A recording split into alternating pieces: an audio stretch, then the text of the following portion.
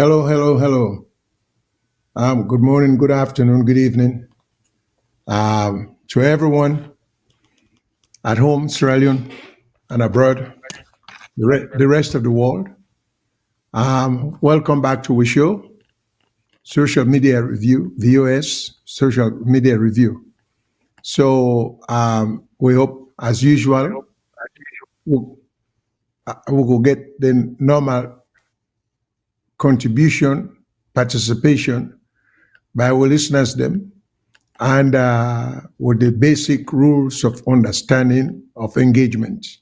So I need not go over that. I mean, basically, it's just a matter of mutual respect, civil behavior or civilized behavior, no cursing, no insulting. Get your point across if you have a point to make. Understanding the basic fact that we can agree or disagree, or we can agree to disagree. All right? But let's don't impute any other thing beyond that. That's we all depend. Well, most of us, I can speak for myself. For those of us who speak in terms of what we think Sierra Leone can do better and the lack of progress or the slow pace of progress in Sierra Leone, when some of we talk about that, we mean just as well, we love our country just as well, and we know we're just not criticizing, if we're not going to call that criticism. I mean, it's just like if you sit in a vehicle, when you go on a long patrol, and the speed limit on the road, on the highway, is 70 miles an hour, and in fact, legally, you are permitted to go 5 miles above the 70 miles an hour.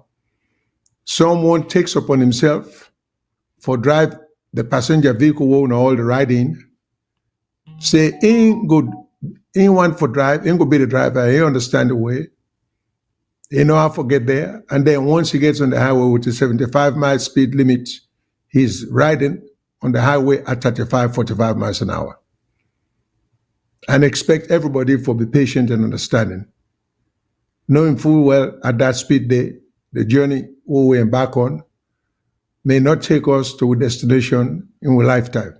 So this is the best comparison or illustration I can give in terms of leadership, governance in our country. And then not only that, the possible way to do the driving, not only is he driving at a very slow pace on an extremely safe and beautiful highway, but then now he decides to do several stops. Stop at the rest area, stop in a restaurant, stop for this, adding more to the extraordinary time and delay it will take to get to the destination. So this is the situation. So I want people for them to get some real understanding of what we're talking about and what the concerns are for some of us. But before I go further, let me just remind we listeners then that today is September 15th and 2024, Sunday, September 15, 2024. And so we are asking everyone to please listen attentively and contribute as constructively as you can.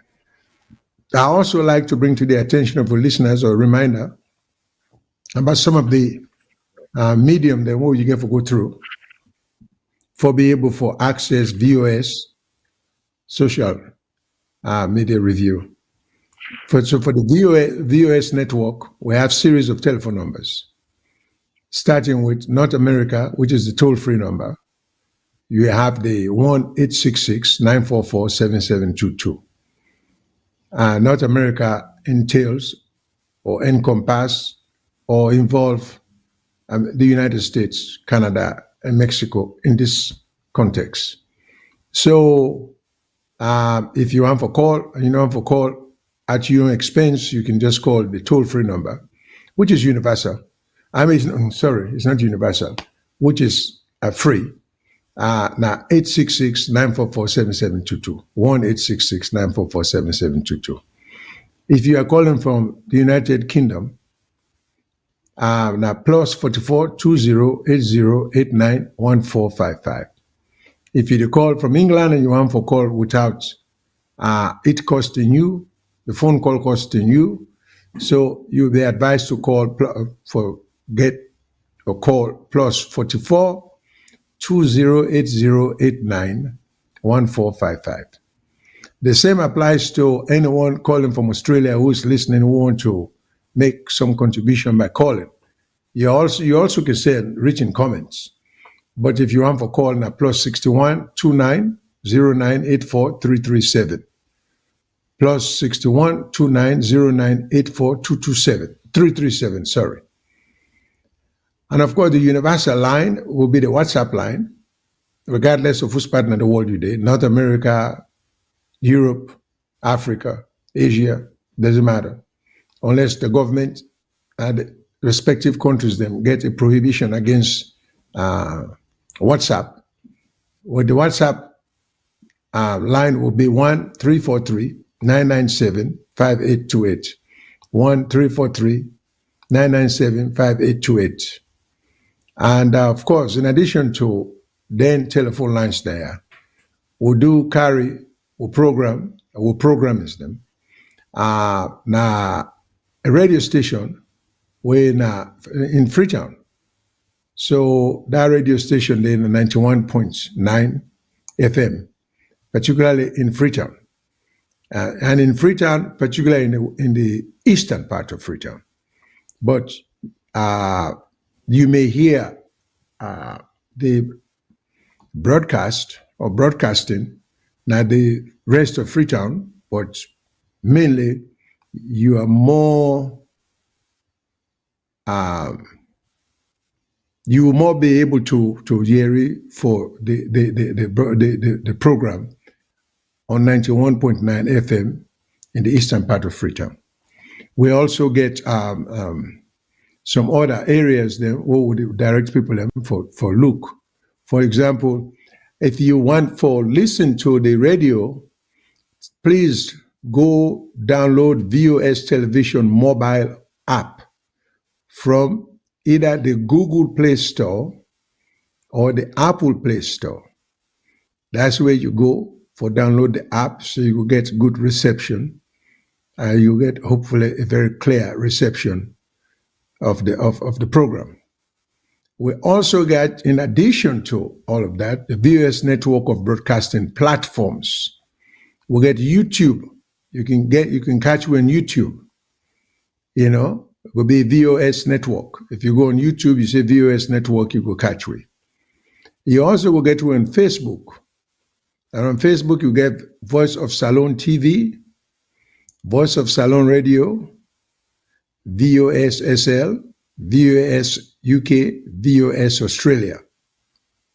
So if you go on Facebook, you will be able to catch me, and then respective medium then there. Now, you also to go on Twitter, which is now called X, formerly Twitter. If you go on VOS Television, if you use Twitter, go on VOS Television, you will get me. You also will get me on VOS, then you get VOS websites, which will be vostelevision.com. If you want for go on the internet, it will be vostelevision.com. And VOS radio website, which will be vosradio.com. Or you go again, like I said, the Google Play Store and the Apple Play Store for VOS Television. Last but not least, you get another new medium that a lot of people are not familiar with, called Twitch TV, TWITCH TV. If you go on Twitch TV, you try to forget VOS Television, you also will get free. So these are some of the areas then where you will be able to access with for see if you want to catch up with your program or programming.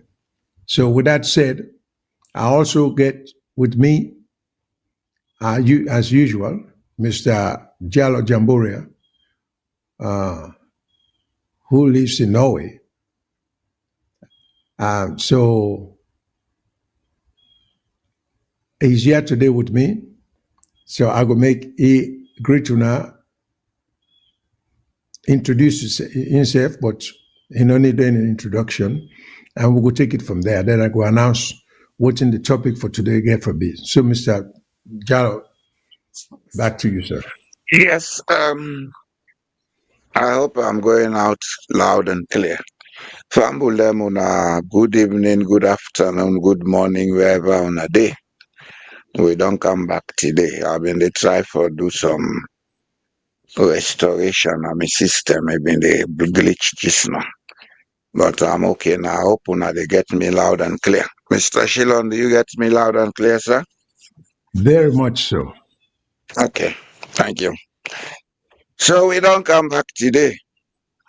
And we cut and join talk them. Because I know say now so then they look queen as salon and say left one and I cut and join them neighbor. Now the cut and join we go they until so the close where they fit for we so no low they go no more small. Over to you, sir. Thank you very much, Mr. Jamboria. The point I need for make people to understand, particularly, I know sometimes there are certain people from certain quarters we believe say the political party within the support, you know, that party they in power. The irony is you get people with that mentality there on both sides. I mean, both sides, even though we have more than many sides now, political sides in Australia, but we keep referring to the two major political parties, APC and SLPP, who, by implication, have taken over the political landscape and don't divide them in terms of the ownership of who or which of the parties represent the people. Because I keep saying that, particularly when we go back to that tripartite agreement, I never could understand for the life of me. And two things will not make sense to me. And I don't understand how, if we continue to behave this way, I don't expect the Western nations them for respect we know, say, when it comes to the West, then get a certain mentality in terms of how they deal with us. I used for in my younger years as a practicing lawyer, as a courtroom lawyer, not practicing lawyer, as a trial lawyer. I used to appear before a judge by the name of Judge Green, who sometimes will say to us, lawyers, I feed everybody from the same spoon. So it appears as if the West, which includes America, England, Germany, France, the IMF, the World Bank, the UN, among these bodies which some of we do participate in. And then they feed with the African countries them from the same spoon, even though we're all much not to the same size, but at the same spoon that they take feed with. And I say that because you look at some of the things then going back to this tripartite, okay, you would see it not take much genius for we for begin to understand, say, the West not get much regard with degrees from universities, not to scare them. They no say because we not get what it takes. We lack the integrity, we lack the fortitude, which means the courage, and to many extents, we lack the knowledge to stand up to them on a respectable footing, not equal footing, because we're not equal to them. In many respects, them pathway. But from a humanitarian standpoint, if you get a degree, like for instance, I went to college here, I went to law school here, I was trained as a lawyer. I see myself competent enough to try a lot of criminal case. I'm not going to say any case because in a country like this, we'll get specializations. You get antitrust law, you get health law, you get commercial law, you get all kinds of family law, on and on and on. So one cannot claim to be an expert in all of these things, you know. But the point I'm trying to make here, it's time for we to begin to understand, or we leaders them. Like in Sierra Leone today, I think President Boye is still fascinated by just people being called lawyers. He's fascinated by people being saying they get a PhD. I think other than that, nothing else matters. But getting that diploma there now give you what it takes to handle national affairs. You can get a PhD, you can be a lawyer, and be just as ignorant as anyone who has never had or earned any of them qualifications in there. And your performance, your critical way of thinking, your tactical way, your strategic way of thinking, nine counts. In fact, when you go college, that's all, because we're all born with a natural talent. So I think university education are for just enhance, for improve our critical way of thinking. You know, so we can reason what an Englishman called deductively.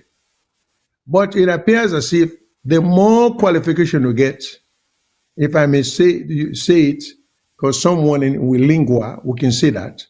I know I would say more stupid, but the stupider, the more degree we get, the stupider we get.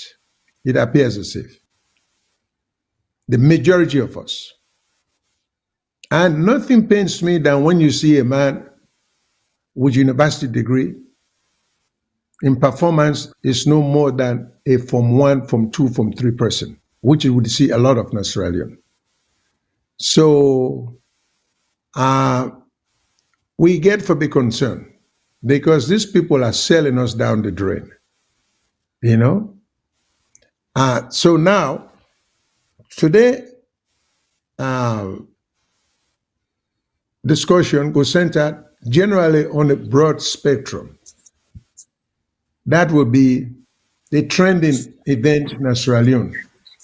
How are we doing? What's in the trend? What's in the go on right now? You know, I mean, it could be economic, it could be political, but whatever the case may be. So now, there is ongoing right now, there is a thing about, Sierra Leone, if we're good for nothing, we're good at. If we're good at nothing, we're good at naming things. Now we're coming up with justice sector and reform strategy 2024 to 2030. Well, we'll get for touch on that, this justice sector and reform. Because Creole man say, if married was sweet, then the bachelor see if you go know. All right. So the thing where we now understand, instead of getting into all the lofty reform talk there, which to me strikes me as trying to impress the Western nation, and also trying to probably the people who the rights them policy they have for the president, and they try to impress the president with their degrees and their education, their policy writer. Because if you want, we don't need all this justice sector reform strategy. There shouldn't even be any strategy, because basically what we need is just basics. Reminded me of the school of the book where it say everything I needed to know in life I learned in kindergarten. So when you begin get them prepared and they come up with all them reform and things there, we need for begin to ask ourselves, what are they talking about? Do they even know what they are talking about? So we get for talk about anything in there. The other thing is, because in dealing with anything in there, we get videos that we want for play today. I would like to refer to the eminent lawyer, Miss Batista Michael Nasrallion. I would like for reference, and I would like for we talk about what true law reform should entail. Okay, The reality is, if we can get just 5 Baptiste Michaels in Sierra Leone, the justice system will be second to none in the world, including the United States, Great Britain, France, and everywhere. If we can get 5 Baptiste Michaels in Sierra Leone, you know, to me, she should now becoming an icon because she speaks truth to power. And we're going to discuss some exchange of Twitter between Mr. Joseph Fitzgerald Kamara and the First Lady. And I'll give you a little comment where I go get for make about that Twitter day. And then we'll go further. So without much ado, let me ask we control room. Because first we try for shows what we call comparison, or comparative analysis of we system, because we don't take the position that we're black, we're not Sierra Leonean, we come in a small country, progress not meant for we. Progress not for we. Progress not for we. Progress not for the white man.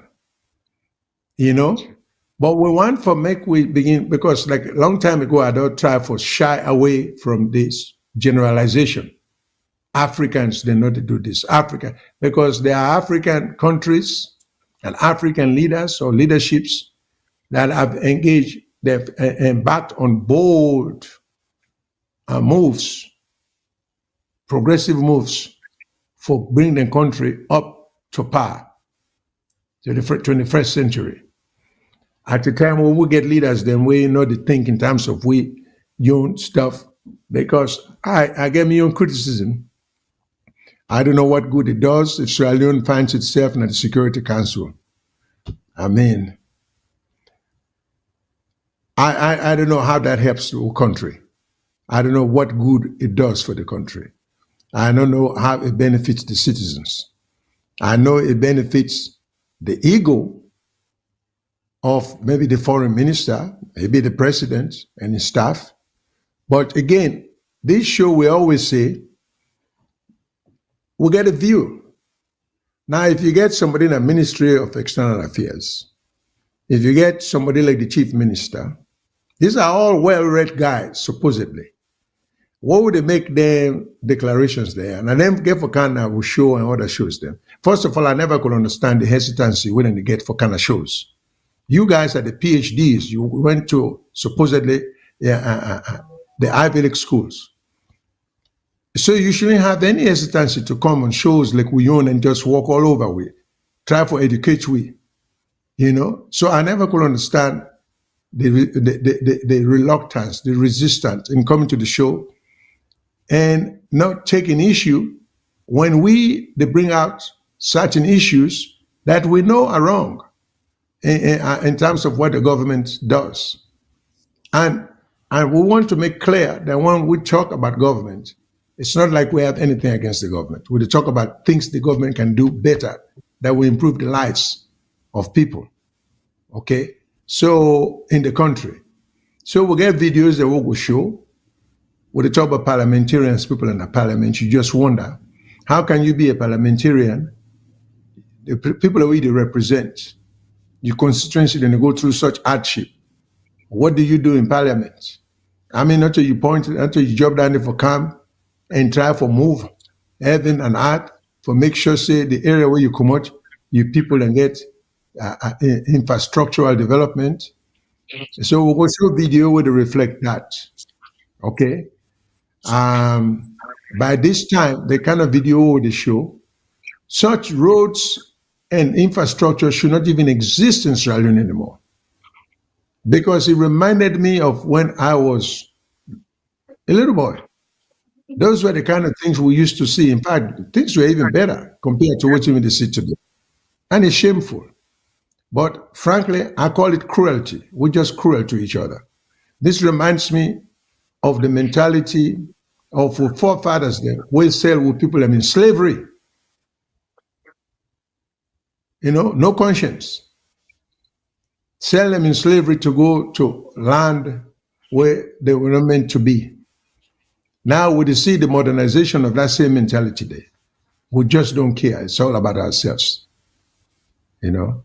So if I may ask the everybody, man, I'm super excited. I'm super pumped because where I am right now, this is Morogoro, Tanzania. And I told you guys that I left Dar es Salaam, Tanzania at 6 a.m. And right now, 1 hour and 30 minutes later, we're here at Morogoro. Why? It is because of the new project of SGR Tanzania, that His Excellence JPM RAP, he started, and our very own Mama Samia Suluhu has actually finished it. What you see behind me, this is not an airport. This is not a bus station. This is the railway station. It's incredible. It's crazy. Man, we took this train for only 1 hour and 30 minutes from Dar es Salaam to Morogoro, and I cannot wait to ride another one at the end of this month from Morogoro all the way to Dodoma. And this, it shows the level of commitment. This, it shows the level of determination. This, it shows the level of hard working. This, it shows the level of persistence. This, it shows the level of ability that, you know what, no matter what, but Africans were able to do exceedingly abundantly than what everybody else is thinking, man. I want you to do one thing, cameraman. Give them 360. I want everybody to see that this is Tanzania, Morogoro. This is not Europe, guys, but this is Tanzania. Look at that. Take a look at that. Take a look at that. I want you as well to show them that mountain. Show them that mountain. Look at those mountains, man. This is Tanzania. This is Tanzania, man. I want you to show them that train, those train right there. This is Tanzania. This is Tanzania. Come on, this is Tanzania. You know what I'm saying? This is Tanzania. You know why I'm proud about this? Because I heard the story. When they started to build this, when the government of Tanzania started to build this, they actually reached out to some partners to partner with them, because this is a project that costs a lot of money. And those guys, they rejected. They say no. You know what they did? They started to do it with our own money. They started to do it with the taxes that common Wananchi give every single month, every single day. They started to do it. As a result, this is what you see. What does it tell you? It tells you this, man. Don't wait for someone to support you to do something, but take whatever you have. Use what you can to build something like this. And this is the pride of Tanzania. This is the pride of Africa. If you're Tanzanian, if you're not Tanzanian, you should be proud, man. Come to Tanzania and experience this. I'm telling you, man, this feeling is like never before. Because when I used to be in South Korea, I used to ride trains like this. You know what I'm saying? But guess what? Right now, I'm in my own country and I'm riding the same exact train. The same exact train. And this is not just the normal train, man. This is SGR. This is standard gauge railway. This is electric train. And I'm here in my country. And I'm here in my country. And I'm here in my country. You know, from Dar es Salaam all the way to Dodoma, we use tech buses. But you know, why did we take train today? Why do we have to pay twice money? You know what I'm saying? Because we pay for the train and then we're going to pay for the bus. Why did we have to do that? Why? Because we wanted to experience this, man. So shout out to Tanzania. And if you've never been to Tanzania, please come to Tanzania. See for yourself. By the way, I want to meet Mika. Where's Mika? Mika. Mika. Man, una jina wangu. Unajua mimi naitwa Mika. So guys, this is a train here in Mauritius. This is how it looks like.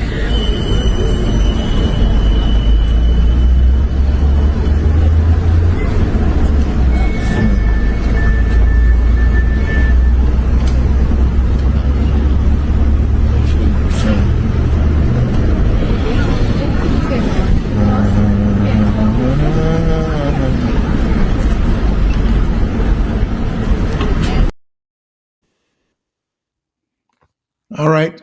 So this is an area of transportation where they are showing some modern train or rail transportation in Africa. Then quality of train transportation many years ago will have only been considered for European countries. Two comments I get, because we get this mentality of, you see, Tanzania, we see the inside of the train. The gentleman, they talk about the fastness of the train. I was trying to Google the distance because he never mentioned the distance from Moroboro to Dar es Salaam. But he was proud of the fact that it took him just an hour and a half, which implied to me that this is a several hour journey that has been shortened because of the modernization of the railroad system, you know?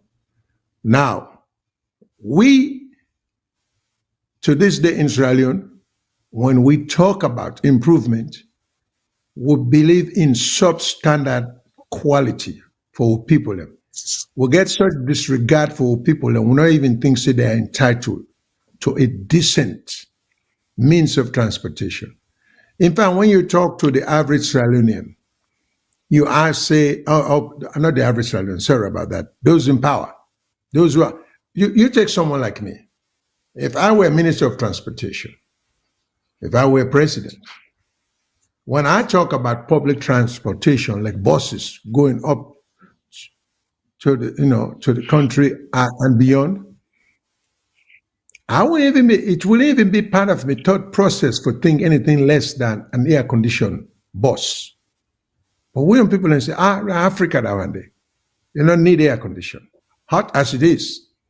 So if we think that way about for we save and about we save, why should we expect the watchman for even think, say we deserve anything any better? We will not set we own quality and standard high. You know, we save to we save. It reminded me of many years ago. I bought a vehicle. I had a Nigerian agent. The vehicle was a salvage vehicle would have involved in accidents. So this gentleman repaired the vehicle twice. I tell him, saying for shipment, I want ship and go to Australia. And then I come one day again, I look at the thing, and he said to me, I say, Sam, you can't be serious. This thing is already finished? He said, yes, Mr. Shyllon. After all, you say you're sending this thing to Africa. You want it to look like brand new? I say, you're damn right. In fact, I don't even want it to look like brand new. I want it to even look newer than a brand new. Since you're sounding very silly. You being a Nigerian, I being a Sierra Leonean, you think our people don't deserve anything better? Everything we do, we have to think in terms of them having substandard stuff. I don't share that view with you. So when I bring something here for you to fix for me and I'm paying you for it, I need top quality. Otherwise, you will never see me again. Particularly if it's going to Africa, because I want to provide the best for my people or the best that my money can afford. But we do get a mentality there for say we. So when you put, and I remember many, many years ago, and I will not forget, to this day, with the talk about with leaders and they talk about multi-billion-dollar bridges, useless bridges that will benefit not even the community where the communities where these bridges are being built. And so, but this was in the 80s. I remember so clearly. We were talking about low-cost housing, and I was involved with a group where we negotiate with the government of the day then.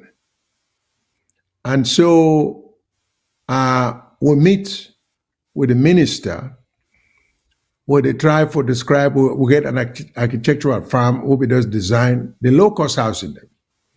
What the low-cost housing we will design, we will tell the architect them for prepare, were indoor plumbing houses. So I remember so distinctly the minister say, when I say a low-cost housing when they talk about, I say, yeah. Me and my partner were also Sierra Leoneans. You say, yeah. He said, but what you know they talk about flush latrine, flush toilet. That's a low-cost housing now and there. Now we say, how do you think we go look to them people here now? Would they try for negotiate with them, for get loan, for go in our country, for go open public housing, And when they talk, say, the latrine, the wash yard, then for be detached from the house and then for then at the backyard. So if we sit down and they own things they don't watch people and will take we seriously. But this is the mentality. And we were dealing with people that will get degrees, people that will get university education, some of whom have even lived here. But I'm saying all of this, don't be fooled just because people have lived abroad. Some of we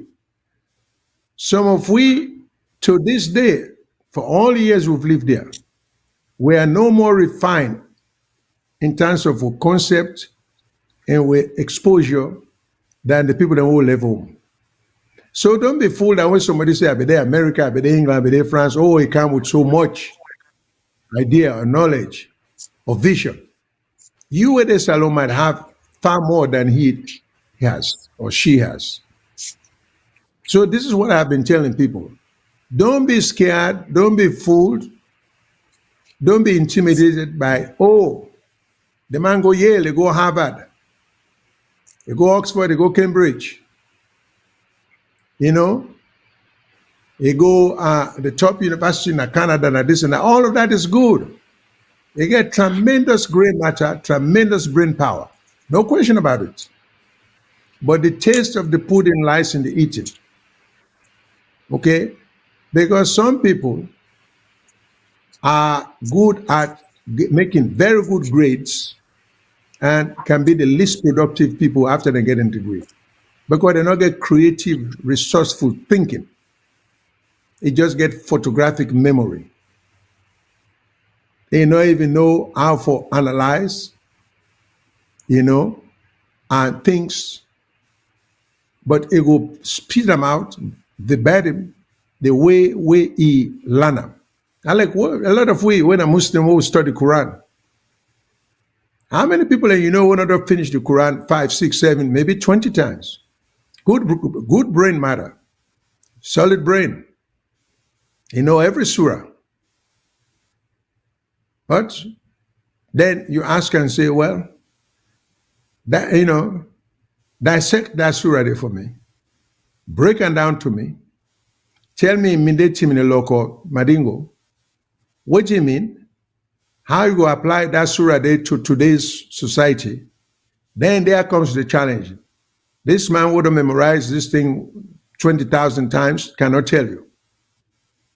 But you get other person, they will not memorize it and they will read and want him.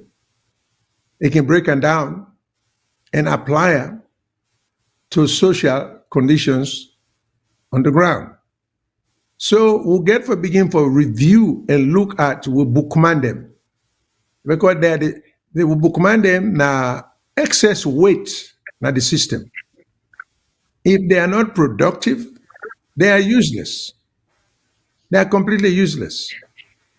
If they come, they not they add to the system and improve the system, then just they add to the excess weight of the system, they are not needed. So we'll therefore begin to take a good look at situation. So we'll therefore address some issues. We'll just look at them video there. These are two major African countries then, Mauritius as well as Tanzania. You see the train system. When can we begin to dream? Because this will be a dream, but dreams, no, forget, because when I use the word dream is real. Dream is reality. The life we live today, the quality of life we live, everything they enjoy in life today, not because of the dream of someone else who saw the possibility and turned that dream day into reality, all they enjoy. With the flying a plane, that's somebody think of. With the right motor car, that's somebody figure that out. So when are we going to have leaders who are going to start turning dreams? Who does get a vision for a good and a better life or for people? When are we going to shy away from this UN security that is so meaningless, and public housing for the poor? When are we going to shy away from all this international exposure And let us show them people and say, with of that, then we can do and we care for people. Then.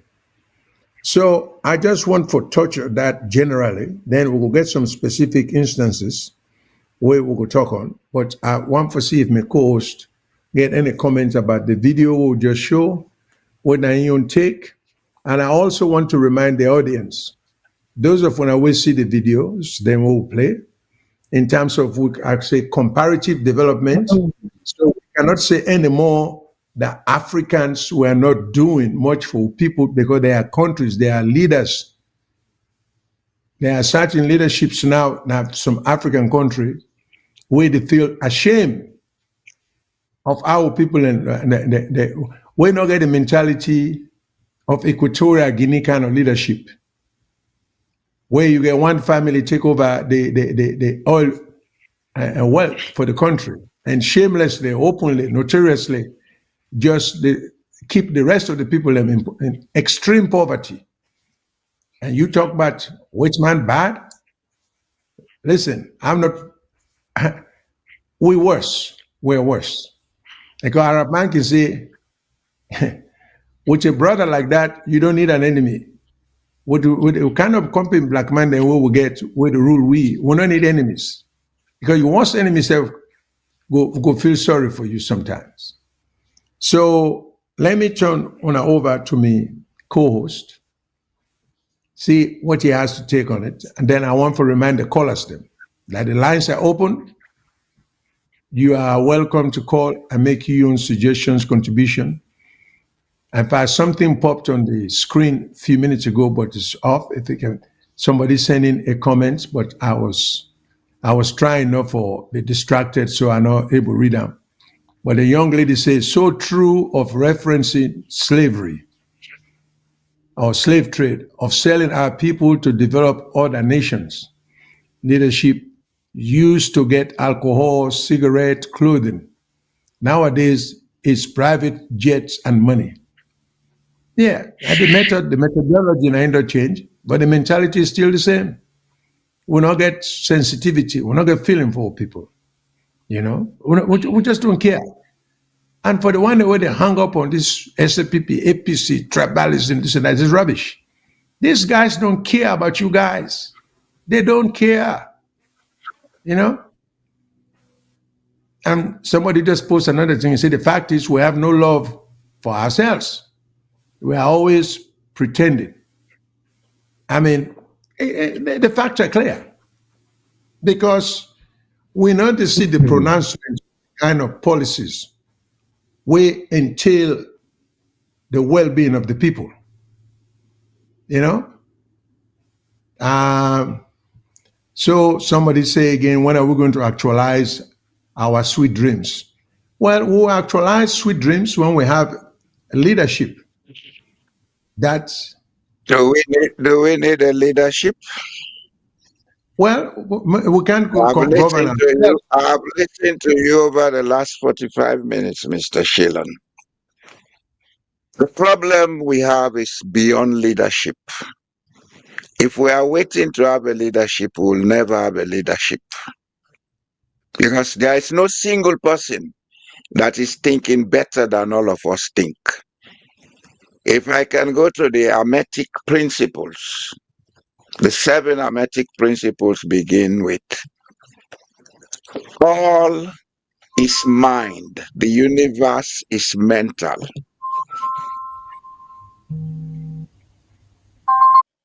Sierra Leoneans need to understand this and begin to work with this. We have to stop playing football with our welfare. We cannot continue to be pushing the blame to other people. Let us all look at it, that what can we do to make this thing change? How do we change the mentality of society? There will be no one person to do that, but it is all of us who have to do that. You said it at the beginning, that you read a book titled, I Learned Everything at Kindergarten. I would want you to take time and listen to that and understand what that means. Because there is also a poem, a very popular poem in America, which I believe should be an household something in Sierra Leone. Just like the other poem that they used to play on SLBS in the 70s and 80s, Desiderata. Those two should be key things that we have in every home in Sierra Leone. James Allen wrote a book, As a Man Thinketh. We are as we think and will become as we think. God is not partial to make somebody think different, the rest think differently. This is why they say people get the government they deserve. If we have idiots at State House, then that means all of us are idiots. We have to accept that. We are not thinking beyond and above what we know. The problem we have in Sierra Leone, which we don't pay attention to, we say, oh, Sierra Leone used to be a fine place. Yes, it was relatively better when the British were there to use their intellect to put things in place. They left us in 61 up to 69, 70. Those old structures were there, so everything was bright and beautiful. But after we took over in 61, we stopped thinking. We started acting on our ego. So nothing works. And it's getting worse by the day. Tanzania, after independence, the people came together and began to learn how to build a society. They came up with socialism, how we can work together as a community. They had this Ujama principle that they built on. Today, they've moved away from that. They've gone into building a society where people can have their welfare taken care of, and also where people can be free to engage in enterprise. This project we are showing to Sierra Leoneans can be done in Sierra Leone if we are ready within the next 12 months. It's not magic. It's the way we think that is our problem. If me and you announce here now, let Sierra Leoneans join us and trust us so we can open a secured bank account and let everybody contribute $5 every month to that bank account. We keep that account safe for the next 24 months without anybody withdrawing money from it. I'll bet my life we'll not have up to 10 people doing that. When you undertake such ventures, you create the capital to undertake those projects. You heard the man saying this was built by the government. So we are looking at the trust factor. Do we trust each other in Sierra Leone? Sometimes we may want to blame politicians. We may want to blame all the other people. I would even say, and I mean it, the intellectuals in Sierra Leone are idiots. They're stupid. I have no regrets about saying it. I'm one of them. But do we trust each other? Do we have the intellectual intelligence to work together? Do we have the cultural intelligence to work together?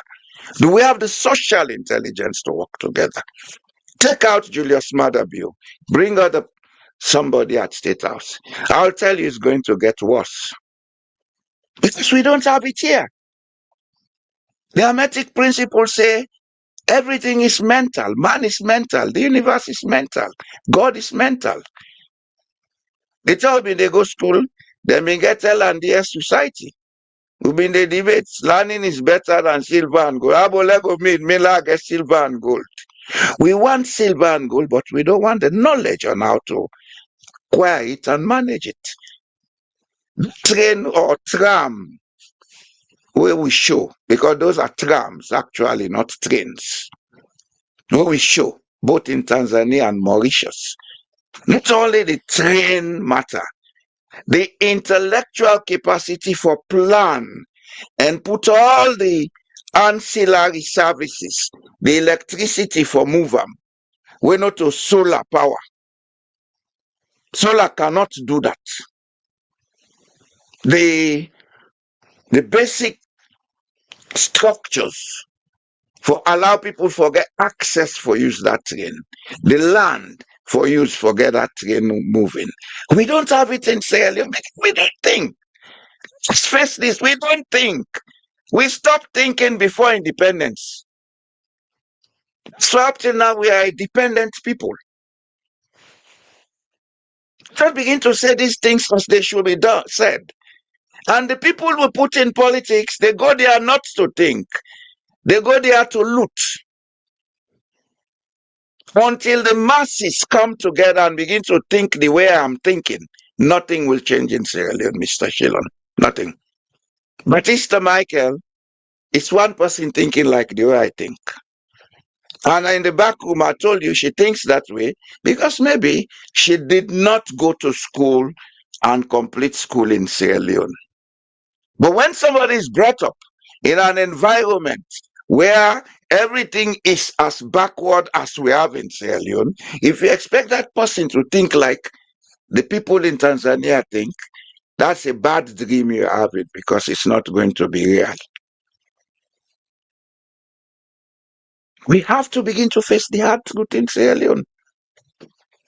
This is why freedom of expression, that is why social media should not be taken lightly.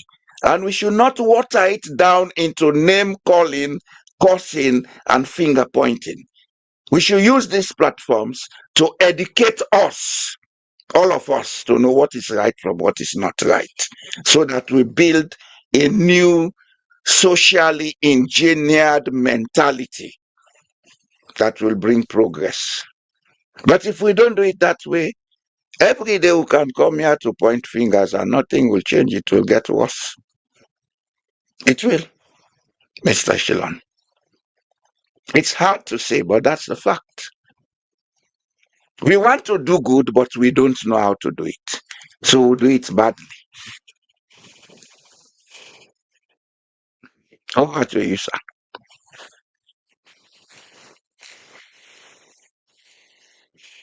You are muted. Agreement. Now, I think I'm on. I'm not coming across? Okay. Now you're coming Okay. across now. All right. Yeah, I think Mr. Jamboria asked the question. Say, if we need leadership, my answer to that is going to be yes. Because human beings being what we are, even in the smallest organizational setting, we need a leader. You get a soccer team, you need a captain. You are in school, for those of us who went to boarding school, we have a prefect. Those of us who went to secondary school back home, we had senior prefect. You always, I think we just, mankind, we're structured that way. We have to have a leader. We are told. That's what you were told, Mr. Shyllon. That's what you have been made to believe, which may not be correct. You and me are providing leadership here and now. You and me, by broadcasting worldwide, sending this kind of ideas we're sending, it's leadership. It's not the man at State House that is the leader. It's the intellectual platform and capacity building that is leadership. You were told in that colonized way that you need a prefect, you need a head of state. We may not need a head of state. We may only need people who are sober enough to think that let us work as a team. Then we say, okay, Mr. Shyllon, lead this team for now. We have to change what we know. If we don't, then nothing will change. Everything we were taught is wrong. I told you backstage that education and religion are partly responsible for the problems we have. Because they were told to us to keep us brainwashed and colonized. They were not told to us to give us the ability to think non-linear and complex. Our ability to use our intellectual intelligence is limited because of what we have been told.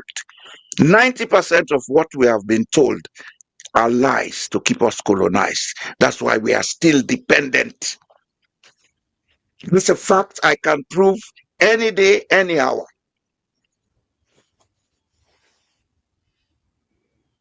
Now, someone said, well, let me read some of the comments. Mr. Jallo, I disagree. The people in Sierra Leone are not backward thinkers.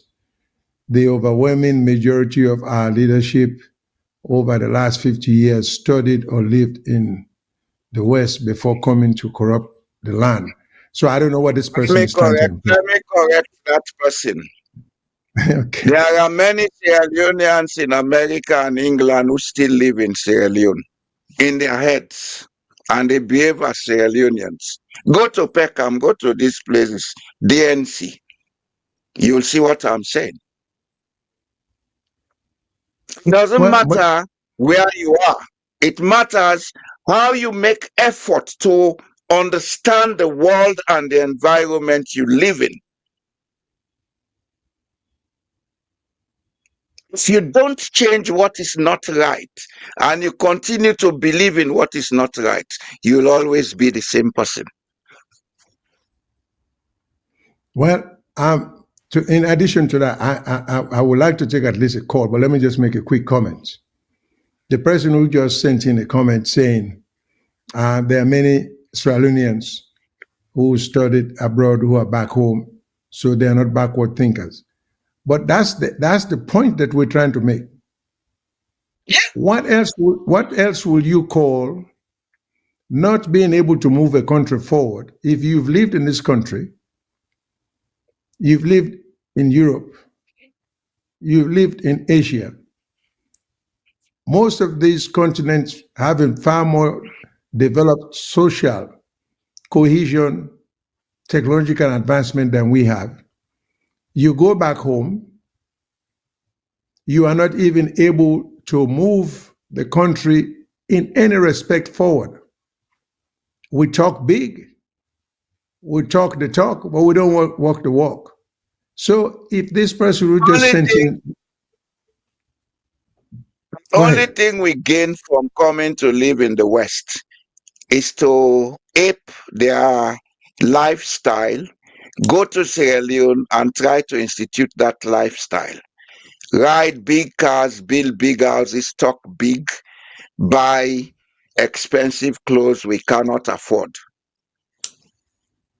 We don't learn from them how they make these things. If we've learned how to make these things, we'll go back home and do it because all the resources are there. As a matter of fact, well, let me take a call. Then I'll make a comment. Hello, caller. What's your name? Where you call from? Well, let me take a call. Please turn your equipment down with the echo. Hello, caller. Hello. Hello. Yeah, good afternoon, Mr. Jallo Jamboria, Mr. Shyllon. Yeah, this is Abdul Talk. Yeah, Mr. Abdul, welcome. I want to thank you for this intriguing topic. I mean, there is so much sense in which you want to talk. You know, I always say there is a difference between night and day. You know, when you get a visionary leader, in the envision for the future than waiting we don't get in Sierra Leone, all not a visionary leadership since independent. The example we give for this Tanzania standard gauge railway, before even Magufuli come, Nyerere don't lay the foundation, but Magufuli can accelerate what Nyerere me don't do. And I see same thing again Burkina Faso. This Bobo we did it. He can resurrect the ghost of Thomas Sankara. We realize even though it takes power through the barrel of the gun, but you see say all the policies them way they implement. Now, seeing the way Thomas Sankara me don't lay foundation for. Now at the end, say he want to take English language as in dominant the official language, because being that English are the dominant language of the world, we're not a good thing. Sierra Leone, since independence, we not get visionary leadership. Now that we lack. Exactly. When it comes to visionary leadership, is rudderless. We're not going to lead we anyway. The country that we want to mention is Mauritius and Botswana. Botswana in 1966, when Iyakama assumed the reins of government, they had less than 100 graduates, university graduates. Less than 100 university graduates.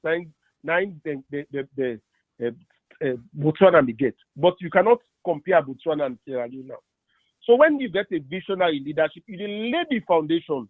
And when I don't talk some time ago, say, we not get a plan since independence that we get plan for agriculture, education, health, all them things, and the way we expect say, as part of the transition from one leader to another, then they continue with that plan. That plan they say we don't reach we don't reach today. But the country lack that.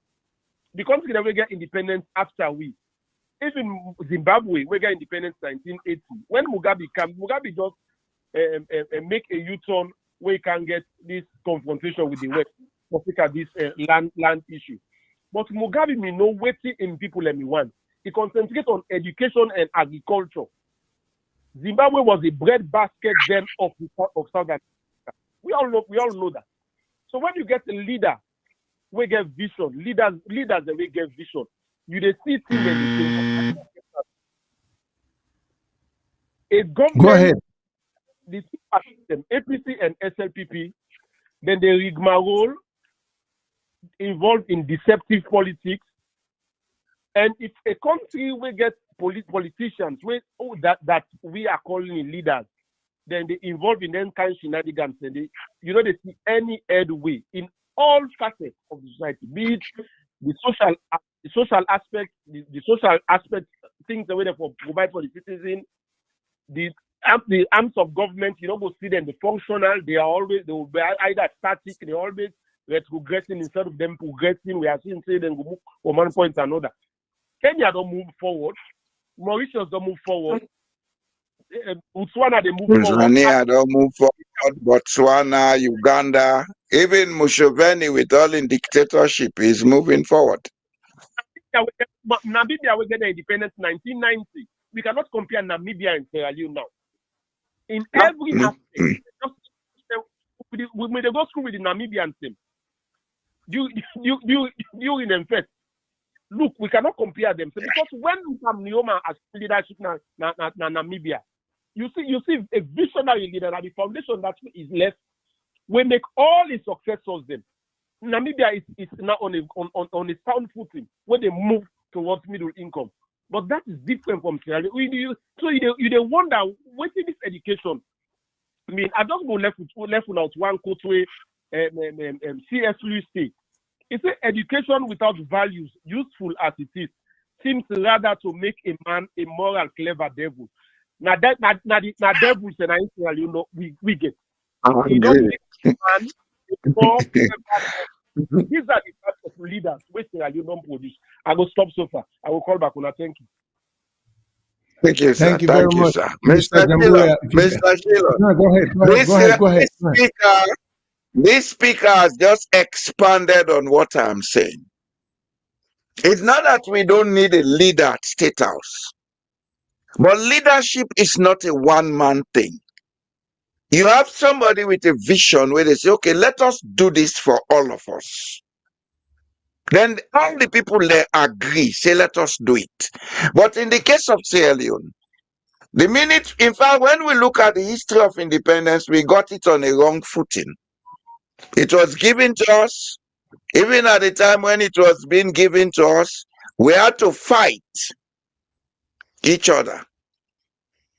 Then, 4 years after independence, the first prime minister died, another one take over by dubious means. By 1966-67, the country was bankrupt. Yes, Sierra Leone was bankrupt by 1966-67. I have a letter to the effect written by Dr. Mohammed Sorifona, addressed to Shaka Stevens. We have a rugged history, not because we lack leadership. We lack the intellectual foundation to live as a people. We lack the cultural foundation to live as a people. As a matter of fact, the lack of both of these things is what is leading us to this polarization that we have. Tribalism and all these things. Because we not get the correct cultural intelligence, now how they talk Mendy, we name Kamara, they see how they talk Tim, you name Kamara as enemy. But they have the same DNA. If we want to correct Sierra Leone, let us look outside the box. The box that we have is a leadership that did not win election, supported by a political party in opposition that is dying, killing each other. Then the country is in a quagmire. So how do, we the citizens, to make Sierra Leone? Let us provide these idiots with the leadership that they lack. And that's what we are doing on social media. The political class in Sierra Leone is redundant and dead. The people have to rise up to the occasion and provide a leadership for the political class to use as an example, because they don't even know what they're there for. It's high time we begin to say this. They don't know what they're there for.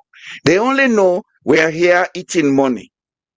We are here traveling as we like. We are here abusing women as we like.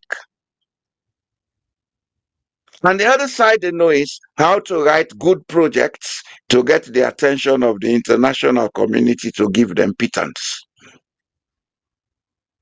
When it comes to building the foundations and a roadmap for development, we cannot have it with the kind of mentality that we have in Sierra Leone.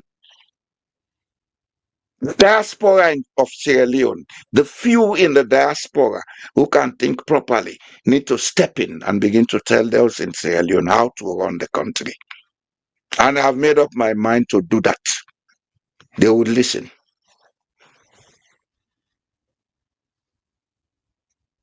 We don't know, because they were not brought up to know, Mr. Shyllon. Man, we come on Levuma. We sometimes the first day can free turn away go from Bay College. You go from Bay College, you meet then get division politics na from Bay College. Then get Cornell Students Association, put down Students Association, Western Students Association. That mentality of division, I they graduate with the candor in society. And it becomes a danger to society. More so when they go join them fraternities. They come and divide themselves amongst the political parties. You see them on the outside as people of different political ideologies. Of course, we don't have political ideologies in Sierra Leone. You see them as people belonging to different political parties. But together, they are the same people working with the same objective. And that objective is how to loot as much as they can. This is what we need to correct in Sierra Leone. We have to stop talking about Julius Maada Bio, Samura Kamara, and Eskroma. Let us talk about the issues that need to be addressed. If we don't talk about those issues and enlighten the public to understand that these are the real problems, Tanzania and others don't have those problems because after independence, they built a national ideology, as the last speaker said. Julius Nyerere and all the other intellectuals in Tanzania came together and said, let us build on the Ujamaa principle, a kind of African socialism. Now, the generation of today, that is what they know, and that's why they are building on it. The generation of Sierra Leone from independence to now knows how to be haters of each other cursing each other, killing each other, fighting each other. So that's what we know. Take one, put him at State House. That is what he does. It's just that simple. It's what is in that book that you mentioned about. I learned everything at kindergarten. What you know as a child is what makes you an adult. That's what Dorothy Law said. Children learn what they live. That's why parenting also has to be given priority in Sierra Leone. I think we have a caller. All right, let me go straight to it, to the caller. Hello, caller. Which name your name? Where side you call from? Good evening. This is Fode Mustafa from Leicester. Good evening, Mr. Mustafa. Welcome. Thank you very much. Thank you, plenty. Thank you for coming up today again. First of all, I would like thank Mr. Akagbo also, because in show the host on Thursday, I can listen now, but you get the courage. I go thank him very much because of the courage we get for engage with brothers them we cannot see the other side. So I thank you very much for the program owner they come up with where when I come put a where we only talk. Even though one of the callers they say make una not in talk, make una just present the show where una not give una own point, like una give them point blank so. In believe say una not for guide the people, una not for educate the people them. For make one brother Francis, that's what he say. He say, Mr. Kagbo, not for the same point of view so bluntly. If we allow them or we do the listen for do later evaluate. But we are disagree with that because you don't say we left people and made them take their own decision, they made them think their own way. Look how we did today. So it's better for le una wo the so. Una the good ideas then, Lord, we all listen, Lord, we all learn. If we una give back the opportunity, if I want to add to what you they say, I'm free to do so. Well, let me just come to the point where I want to look. You see, the thing where we rapidly talk about the vision. Yes, we're not going to dispute that fact. They say we'll not get a leader we get vision because politics take over away from before independence. And that politics we don't take over through that independence. Now we pass so deal. Now we are going through the process and we not even think so for change them.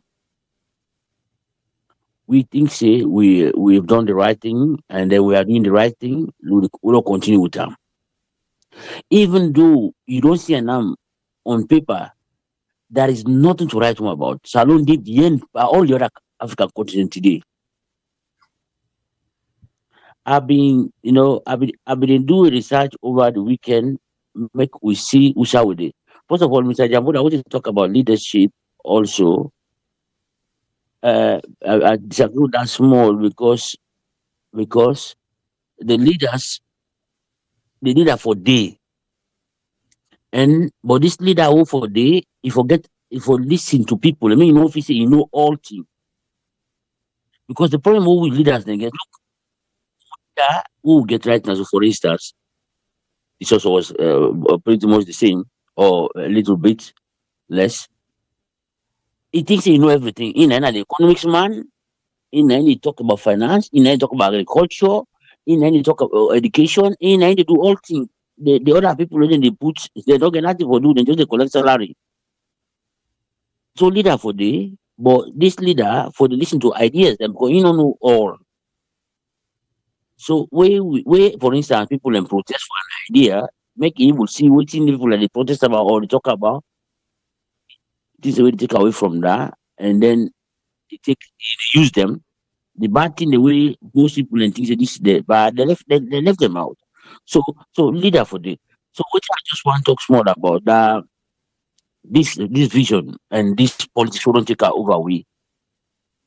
The what we they do alone now purely on political party say we get this belief say for in a power and for do now for no we consolidate power.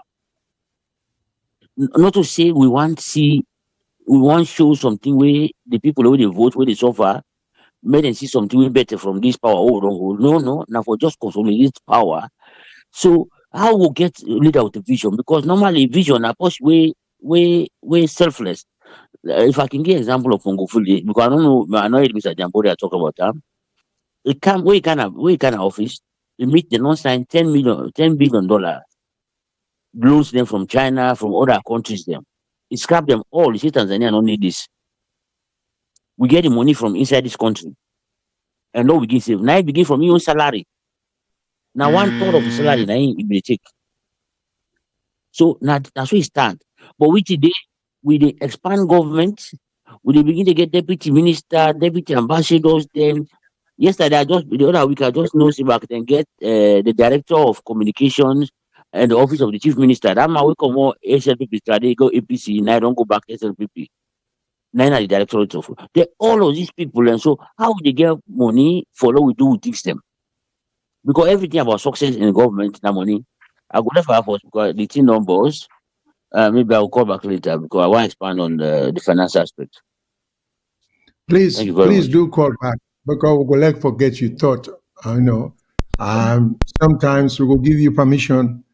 At times, when you call back, if you not finish your thought, let we know. We will give you permission for continue, even when the buzzer don't go off.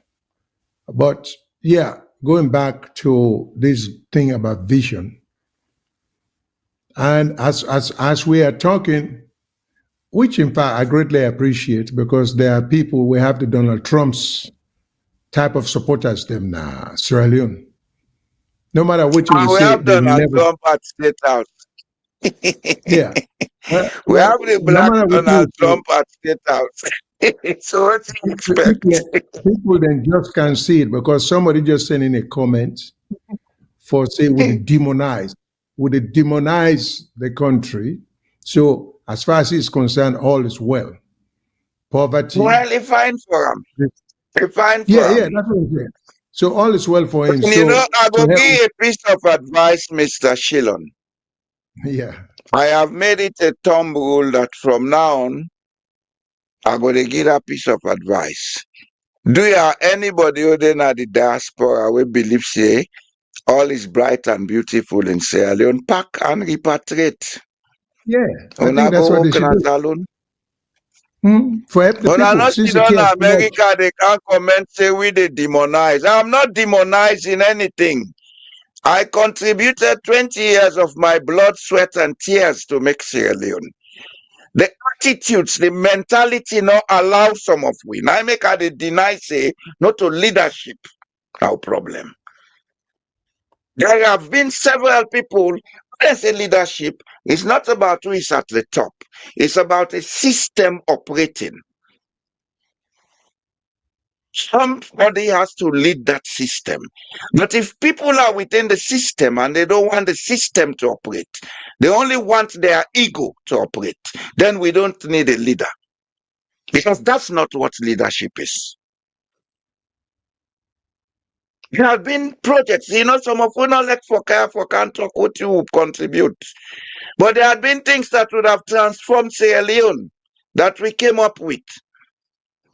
Maybe for them make Sierra Leone a better place. Look at it today where people are walking dead. Then somebody they say they demonize. Thank you, Bo.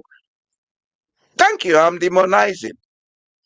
And if you think all is bright and beautiful, pack and go to Sierra Leone. Go stay there.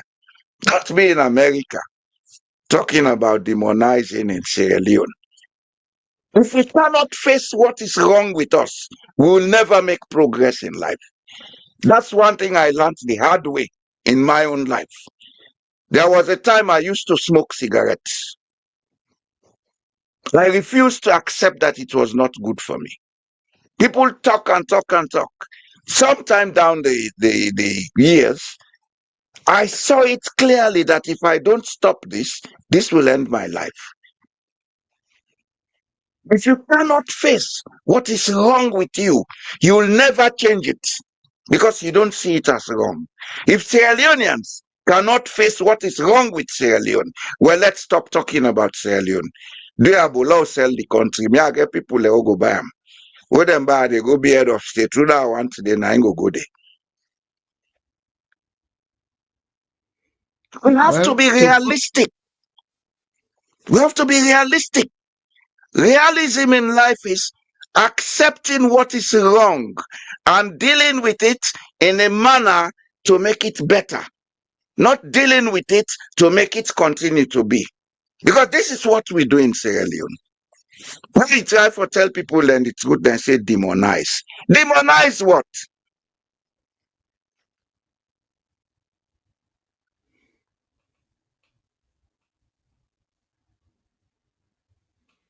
Not you, Mr. Shyllon. Sorry about that well, interlude.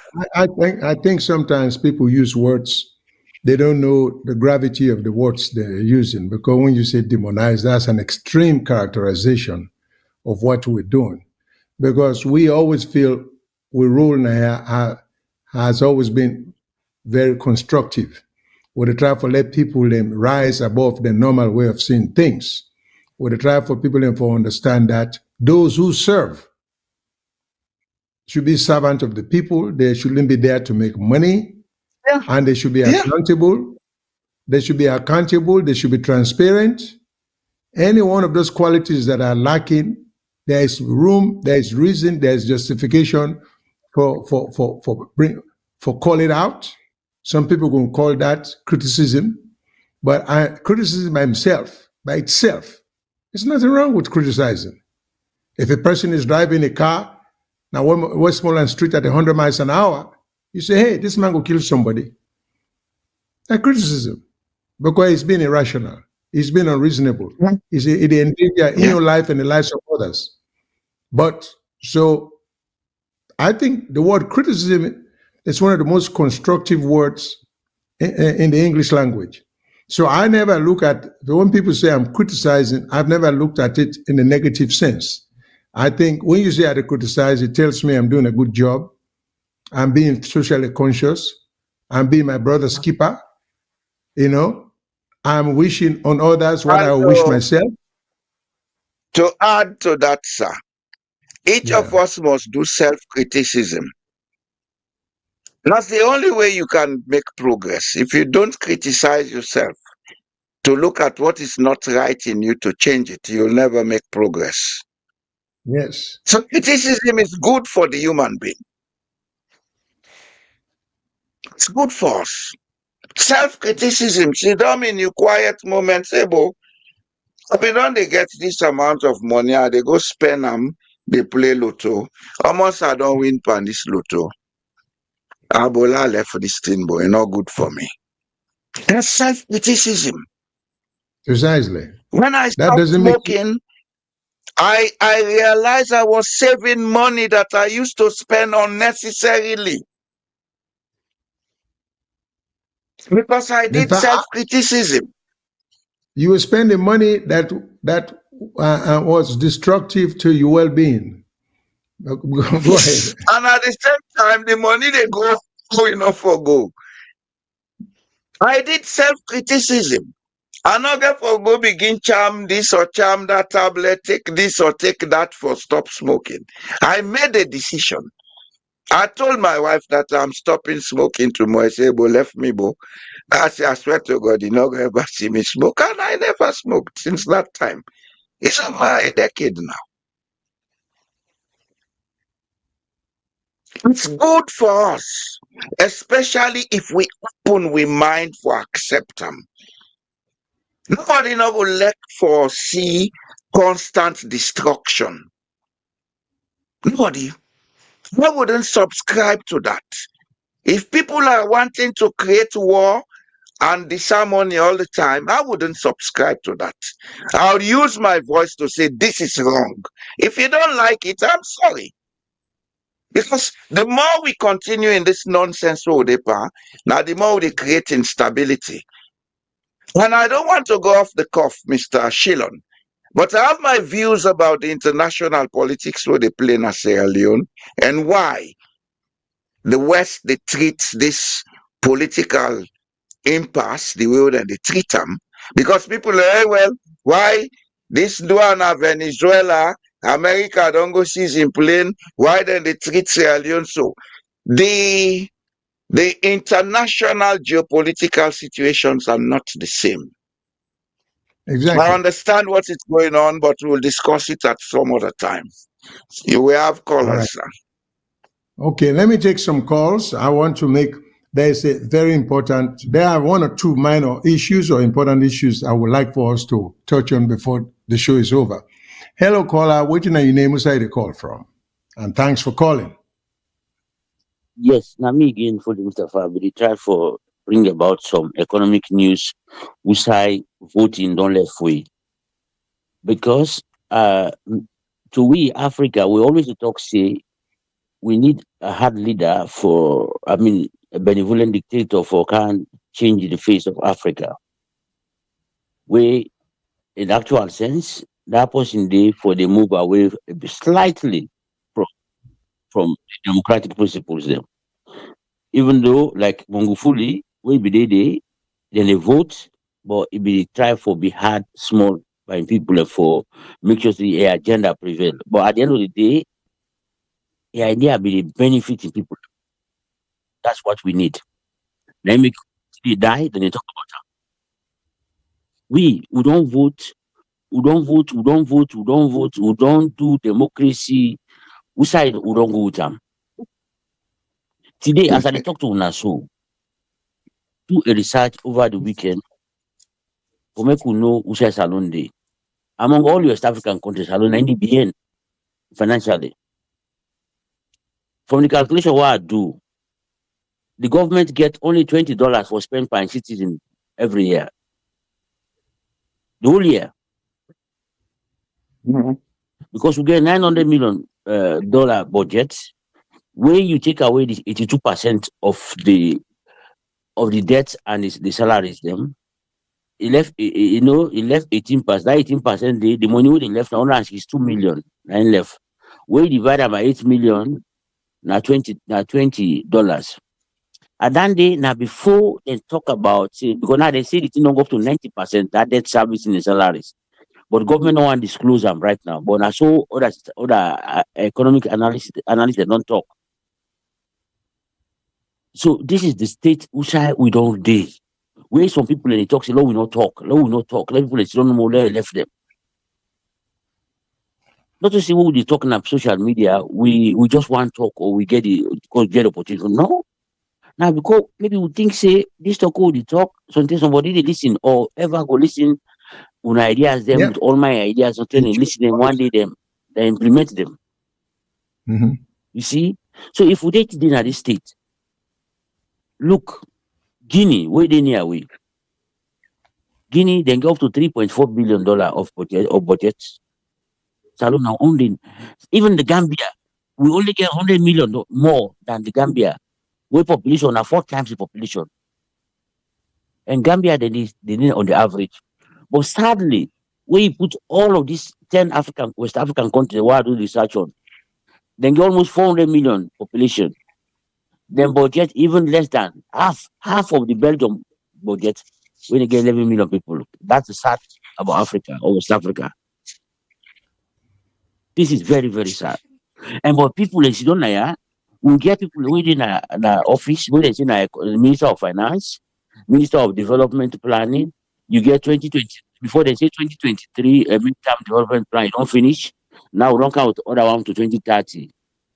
They say we need about 13 billion for actualize them. For so far, who said the money they come from? Nobody has told us. This that the sad state of Salon after many years of democracy or many years of voting for being about ideas on table, so that we can compete with ideas. They would have to make them better. But no, they are not interested in that. All the laws they wouldn't make them for consolidate powers. You don't have power. it improve the people in life or not, it doesn't matter. So this alone day. Ivory Coast, we in West Africa, now the only country where they spend 687 dollar per citizen them per year. Even sadly, Nigeria, where would they do so? Nigeria back they do abysmally. This in Yeah, Africa, West boss. Africa, we talk about so. So this now Keep going. get so one of them where they sit down, where they talk say we not for talk, people are not for talk the idea of them or the one who they present, where they spend their time, energy for do the research, they never count and to we. Because in clouded with political ideas or political ideologies or political party, because I don't see the ideology. We no go do them. We go talk. And then Mr. Kagbo, Mr. Shyllon, Mr. Jamboria will not talk. With ideas them. Let people the one they looking for they at one point. Answer. Thank you very much. Thank you so much, Mr. Mustafa. Hello, caller. Which one are your name? Where you call from? Hello, caller. Hello. Hello, caller. Yeah, Mr. Shyllon, yeah, this is Abdul call again. I just want to make Okay, an addendum sir. with talk earlier.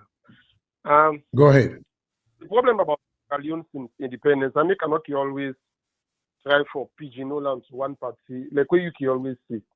The two parties, them, they all don't contribute to the country in decadence we will find ourselves today. The SLPP and the APC, then the military can compound them. And one we lecturer some years back, they tell we in our political science class, they say within Sierra Leone lack, we get on educational literate. They ask me if we know, first of all, who are not on educational literate. We all respond out. I mean, Sierra Leoneans, we have so many people who are educated. So who are not on educational literate. They tell we say on the educated man, now somebody will acquire knowledge. They use the knowledge for transform society positively.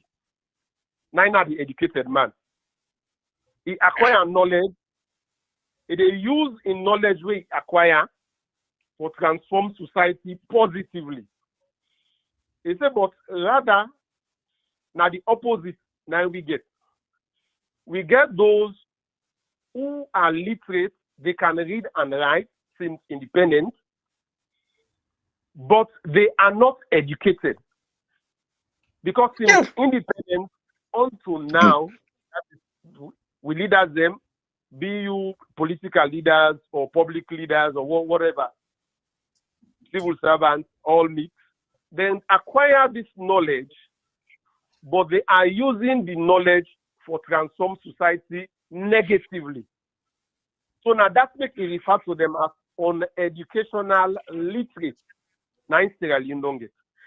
And when you look, when I sit down after I done left university, I begin to ponder. So far, we lead us the way we don't get since independence to now. Now, who's one amongst the way transform society positively with a bunch of officials the way they all get? You're not able to point finger for any one of them. Then you begin to ask the question, is it a course now we get? We get the first Western university now sub-Saharan Africa. We get the first boys and girls secondary school now West Africa. We should have been a beacon of light. But now we then are the rear. So the problem about Sierra Leone is we are, if not the least or amongst the least poorly mismanaged country in the world. For now, even in Africa, we are the most poorly mismanaged I think that poor mismanagement and not lead to all in there. So when a country poor, when you have poor management, now even on our office setting, when they see how the working place will deteriorate. But when we get good management, now a place of work, when they see how that place of work how we all be motivated and we go achieve waiting we not be even think of achieve. I think that's our problem. We for try to identify them. Now, when Mr. Jallo Jamboria, then let we all come as a nation. We all give so if we don't give 20 years of public service before we travel Canada the West, we don't mind for chipping whatever we self able. Because the pain of we did the life where we live here, the life where we live here under waiting we all compare the automating them they go through. They pain some of we. Now so then the way for day, you born poor, you die poor, you left your picking them from poor, you can picking them, you left them from poverty. As if now poor jampo. Now is this what God created us to live as a nation? This now introspection we get for do. Now thought-provoking question. Yeah. Let we search the conscience. Let we leaders and search their conscience and see if now waiting and want for their own family. Now then they deliver for the nation.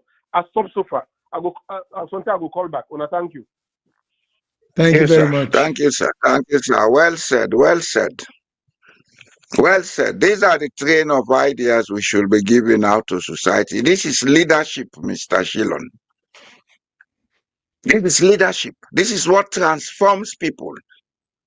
Change the minds of the people, then you change society. You are like we talk from now till thy kingdom come. What he knows is what he's going to do. So make it sympathize with us until we have another caller. Let's take another call. Hello, caller. What's your name inside the call from?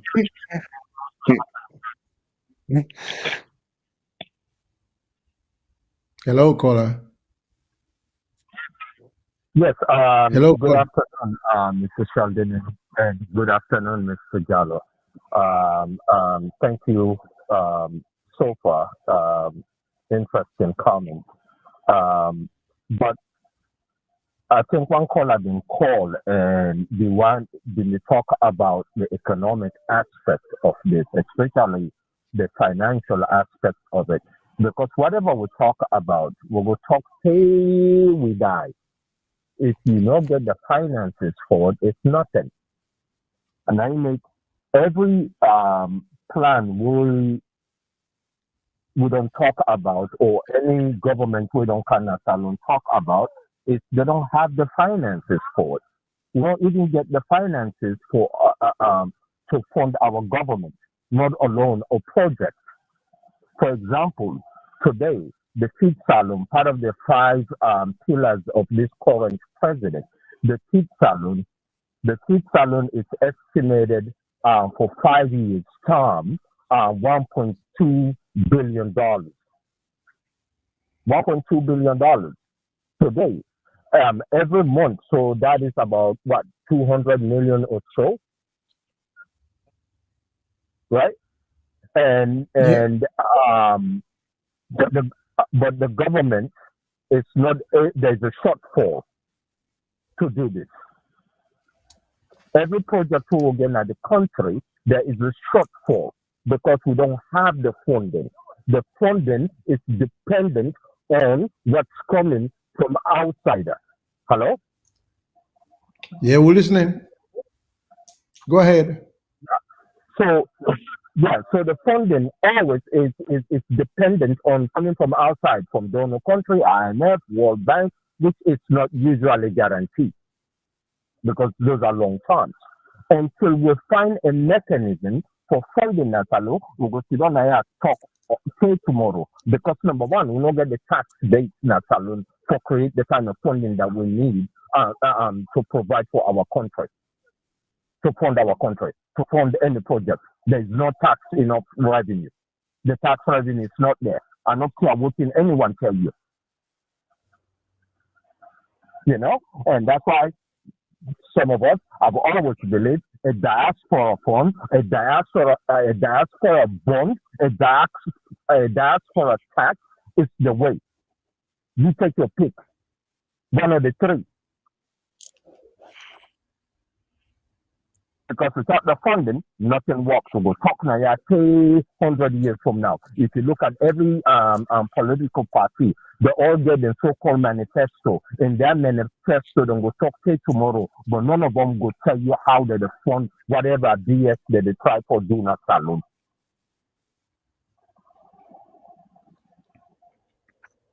Funding. I thank you guys both. Now, how do we get the funding before you go, sir? Well, the way we get this funding, there are several ways we can get this funding. Number one, as I suggest already, working with the diaspora is one way. Like the diaspora, if you can work with the diaspora through either bond or diaspora fund, diaspora tax, that can close some of the loopholes. Like, for example, this food salon loophole. This food salon, now something will go benefit the whole country, regardless of what your political stance are. If we And work on an additional question. Do we have what it takes? Do we have what it takes for people to make those contributions? Yes, Mr. Jallo. I think we do have what it takes. I think with people like all the people that we be calling Ayato today, if we have the right leadership in the country, if we have the right leadership in the country, where it will come and talk to us. Look at all of us will join in. Mr. Jallo, you have no problem for $25 a month. You will even find that in time. If you know it will go in the right place, where there's accountability, where there is that's what I was expecting. That's why I asked that question. You are using all the big words. I'm using one word. Do we have trust to put that money? Yes, we do have the trust. No, we don't have it. I don't have it. I'll not put my money on what is happening in Sierra Leone. I'm not doing it out of emotions. I'm doing it for the money to be used for what it is meant for. I'm not going to go put me money outside and they use it for hire private jet and make party all the days of their lives. No, Mr. Jallo, no, not to them. So you cannot convince me. You cannot. I'm looking at it from a business point of view. Business people put their money where they trust the money will be used and there will be returns on their investment. Okay, well, Mr. Jallo, my argument here, patriotism is bigger than business. You cannot tell me about, no, Mr. Shaw, please don't go there. I'm more of a patriot. I've been a patriot. I know what it means. Don't come and school me wrongly. Patriotism does not mean I have to be the fool all the time. Mr. Jallo. Patriotism means I put me money, let's see benefits from what you put me money for. And the benefit no need for translating in fiscal terms. I foresee things happen. Okay, well, okay, you can done, but call back, please. If you get someone for safe, call back. Let me take some other calls. All right? Yeah, I'll not be able to. Call back, call. We go discuss this, Mr. Shaw. I don't blindly or emotionally going into support anything now in Sierra Leone. I did it in some time in my life. I know what it be result for. So don't come and tell me that type of patriotism. Hello, caller. What's your name? Where side you call from? And thanks for holding. Hello, VOS. This is now Umaru the call. Hello, Umar. Thank you. Welcome. Yeah. This time around, I call from Sierra Leone, you know. Oh, good. All right. Welcome. You see, the caller gets a very good vision, even though not dreamy the dream, because it's far from the reality. Me don't can see Naya, Mr. Shyllon. That always in that caller they talk will not reach that side it. What I can see Naya when I come, let's start from the airport. Very discouraging. For instance, then they charge you extra. Now the plane fee, you pay a lot of money for flight. Then when you come at the airport, could you imagine, even though then they allow people, for instance, who said the corruption day? Now, Sante, they need to harass people. Then one way they arrive in the night, then one way they arrive midnight, the corruption is opened. Then they discouraging at that place, the more than one way they check them baggage.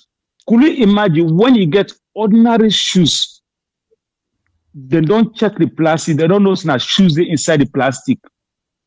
Then they check the plastic. Even when they don't see it's shoes inside. Could you imagine shoes not to 10 pair, not to 6 pair, only 1 pair we buy for a person. Then go ask for a receipt, then go put in a corner, then they end up for take money and the bribe is open. The one way in the sit down by the machine, they tell you to go talk to that man in a room. That's not one. Then secondly, the 25,000 where they ask, the $25 where they ask for people in the airport. The one way they tap at the gate, the security man, the soldier man where they tap at the gate, they work with the man within at the cashier. When you go there, then they give you receipt, then they give you forged receipt. When you cannot get, they meet the other man, they collect the receipt from you, then they allow you, you go out, then they give you receipt back. Which means that money where they pay, the money they go in different direction. So you see, when you get a country, you dream a lot, then you see that thing that happen to diasporas. Where they try for cancer and family, where they buy things for cancer and family. Then you say, let them diaspora can contribute them 1,000 loans for go support that. Diaspora not stupid. They want contribute. Let them one see who said the money they go, let the well-meaning one. That's the most discouraging part. And when you reach Naton, for instance, when I come this time around, I take a time work out the worker fast, worker fine. The worker fine boss, how they drink water, how they make toxin, so they just put them inside the boss. No control, no day. You know, and this month in a team with government, we don't dare the government on the top button, they don't the other button, the top all team. Very, very, very lawless, everything they go just like they want. When you take the transport, for instance, if you come on a Wasalo, you want to go to town, the government price it, nobody they follow that. Then they take half price, they end up for pay from Waterloo, for instance, to Pisa, they end up for pay them 40, 50 news. So if the diaspora want to contribute them on the code man, we want to see them think, let them put things in place where the people where they put their money satisfied. But other than that, all what they talk now, dream a far from the reality. And, you know, a very discouraging anybody they can have, because you don't go pay a lot of money, you come, then try to rip it off small money, and then they ask, could you imagine? If you don't buy medicine for Imama, you buy ordinary Panadol for Imama, you come. Then they discourage us, so then go take and put on a corner, they ask you for receipt for ordinary Panadol you buy. You know, it's very discouraging, you know. So I think so, we did far from that call at the talk. So now me on concern is accelerates. Thank you very much. Thank you very much, Mr. Omar. Thanks a lot. Let me take another call. Hello, caller. What's your name? Where you call from?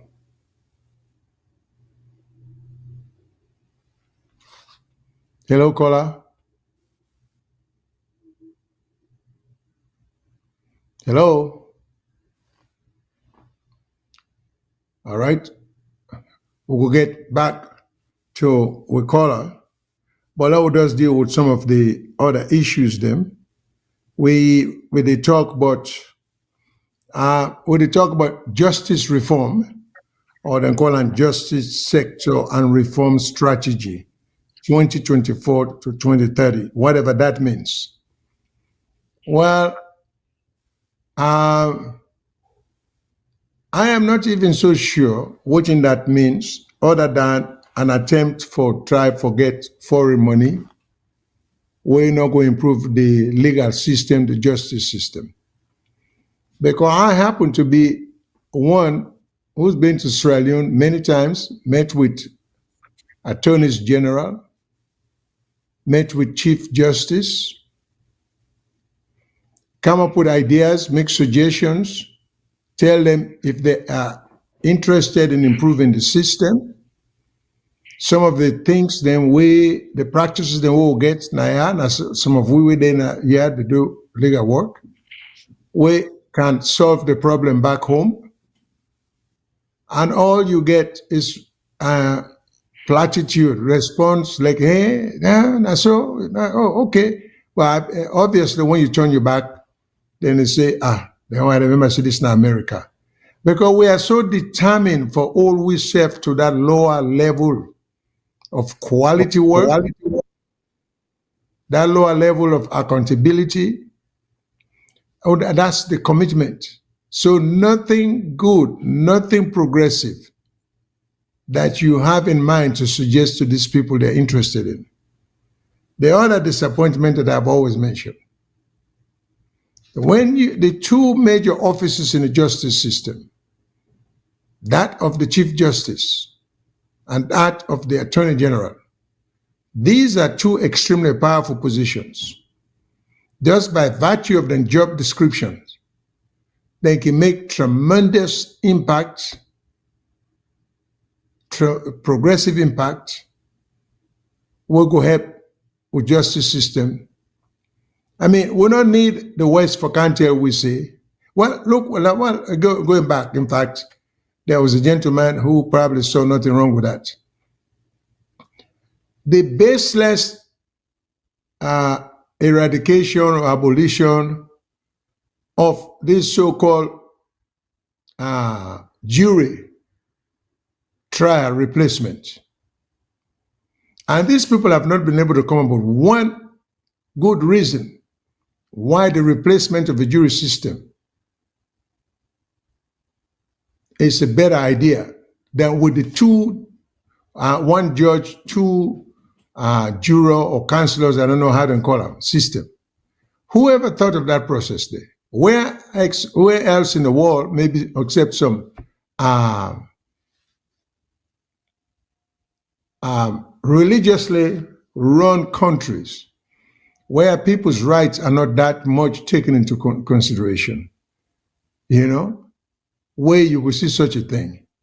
If you replace something, shouldn't you replace it with something better?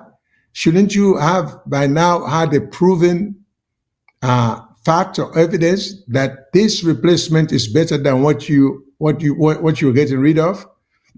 Where have they come up with the evidence? This goes back to what one of we callers said. Because the replacement is not really meant to improve the justice system in the country. And what gets me is the Western nation sees all in here, then keep giving we money, waiting for the penalize we. I don't care whose kind of program you write for, they should just not give it to us because the intent is clear. It's not being written, it's not being proposed for the betterment of the country or for the people. It's just another means of getting money to share among politicians. And the people don't believe they should be accountable, because if they are accountable, someone like the AG should have been out there defending this replacement and giving instances in which the changes were not proposed and what the president already just signed into law, even with the try to tell them. Of course, naturally, we all understand how the system works. These ideas don't come from the vacuum. That's a lot of them are ideas where the president already agreed with in advance. So signing it shouldn't come as that much of a surprise. But again, here we are destroying an established, well-tested practice in the judicial system. a system that has withstood the test of time for hundreds of years, you know? And we do not understand why we are, because like I say, I had a discussion with an attorney general under one of the governments about that. Okay? Not this government, but it will say, when they come, then say I'm even more advantageous. This is what I always say. APC has always dug the grave, or then dig the grave, where SFP can come for just bury them. Because this thing about getting rid of the jury system, it didn't start with the BO government. This is something the APC government had contemplated, like I said before.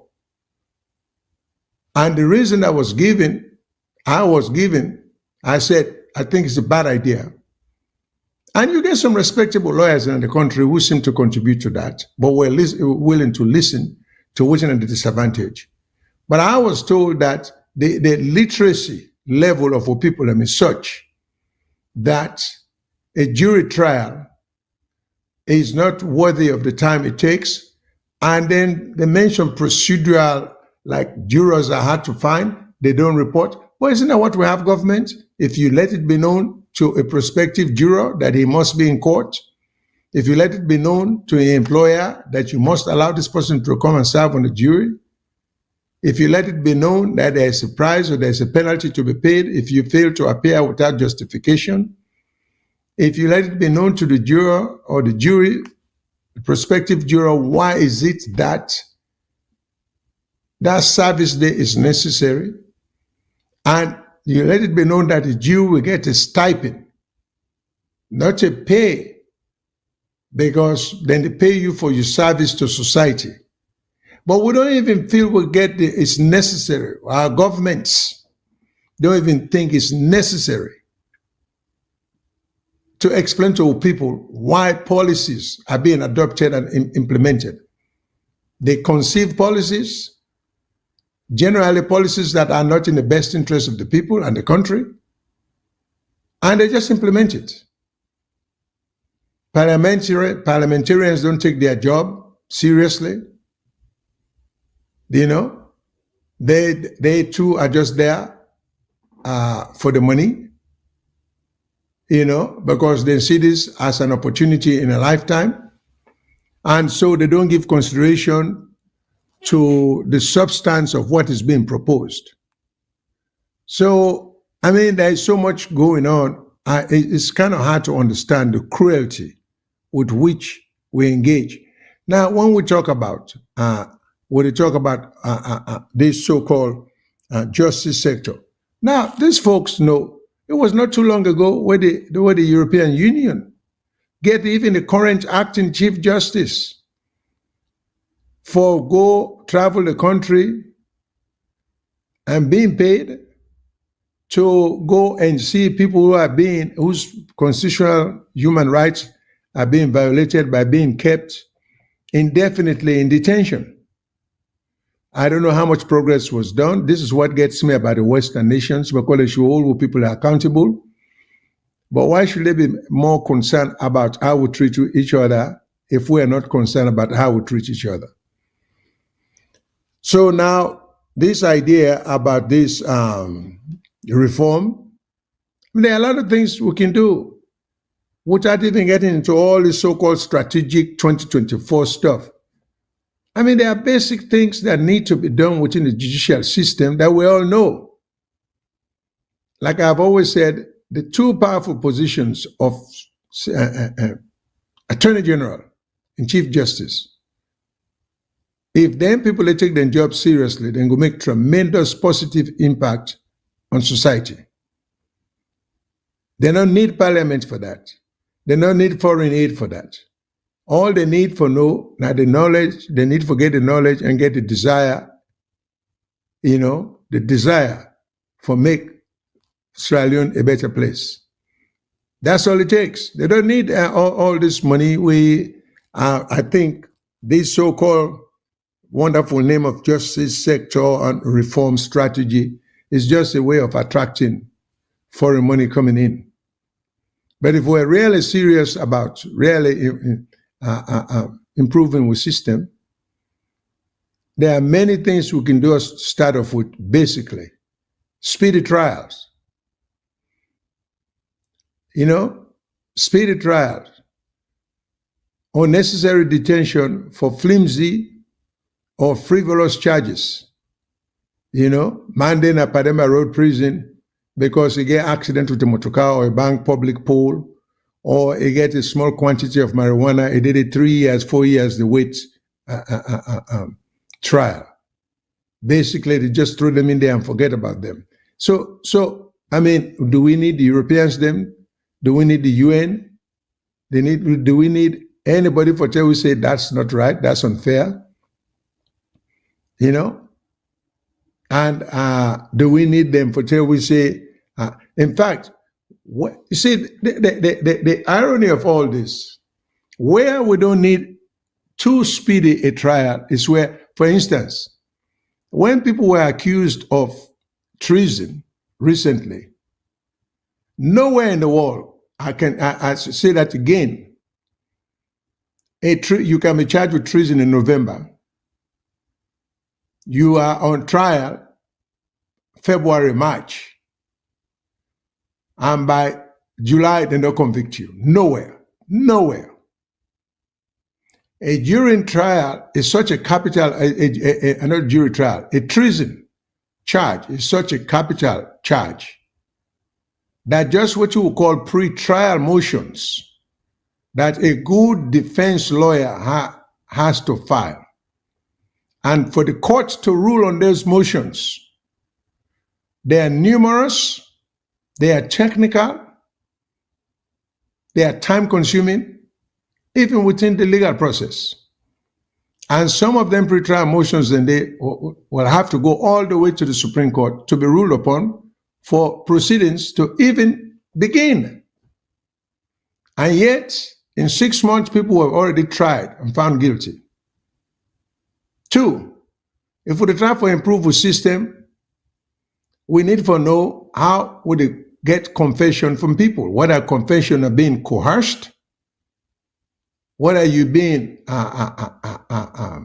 tortured to get a confession out of you. And anybody who know anything about confession in jury trial, people can be made a false promise to, and they can confess against the interests. People can be tortured and they can admit crime where they not commit, just for do away with the punishment of torture. So all this a court get for examine for a case to proceed. Judges need to be made aware of the seriousness of the charges and the seriousness of making sure that the court gives an appearance of objectivity and fairness. So when we see people and charge them with treason, in 6 months' time, case is over, and then it's just too perplexing. So, and who would talk about justice reform? Again, the chief minister is not, well, in fact, maybe just being a lawyer alone may not even qualify you, because I don't see much what the AG and the Chief Justice are doing in terms of really reforming the system. But I don't see how the Chief Minister get any involvement here, not in the area of expertise. This is something that should be within the purview of the Attorney General, who is also a cabinet member, and where we need sound minds, diversity of ideas, comparative studies of legal systems around the world. We are not doing none of that. Instead, we start with the cheaper way, the fabric of the system, day by day. And now, let me just ask the control room for even put by one of the most eminent lawyers in Sierra Leone, Ms. Batista Michael. If the control room can just put on the screen for me, what did Ms. Batista Michael say? Well, just briefly, she said, She doesn't believe in any reform. She says no reform without accountability. The recent launch of the Justice Sector and Reform Strategy 2024-2025 by the government marks yet another ambitious effort to transform Sierra Leone's justice system. On paper, this new strategy promises much needed reforms aimed at ensuring equal access to justice, improving case management.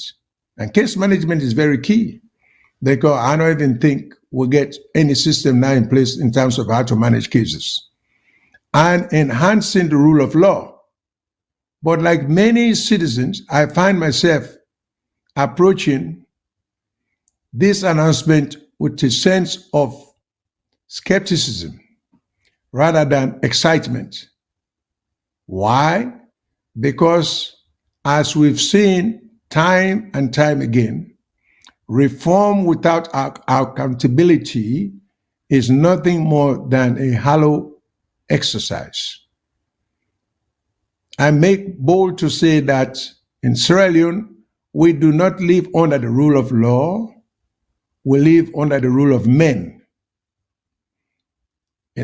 It is the power of political alliances and the influence of party politics that often determine when, how, and who is held accountable. This sad reality leaves many citizens disillusioned with the justice system, knowing that powerful individuals and corrupt politicians are seldom held to account for their actions. See? So, just at that point, this is someone, like I said, I have the highest regard for this woman. She speaks truth to power. She says what has to be said, what must be said. And someone like this, when we talk about legacy, compared to the late prominent Dr. Abdullahi Conte, you can't put them two people at the same level. Batista Michael is unlike the very few lawyers I can compare him to. I always talk about the great T.S. Johnson in the 60s, who had no fear of recrimination. He spoke his mind, regardless of outcome. And he took his oath as a lawyer seriously and defended the defenseless, the less powerful. It's a good thing that we have a replica of T.S. Johnson, in my view, in the person of Batista Michael.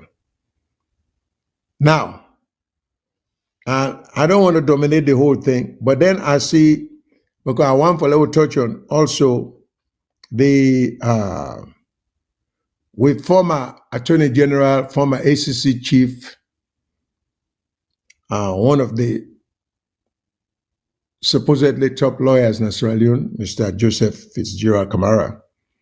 If we can post the tweet where he post, he say, SLPP faces legitimacy challenge, and we, the people, face governance challenge. I'm reading this thing slowly because I could barely see it, but I'll try.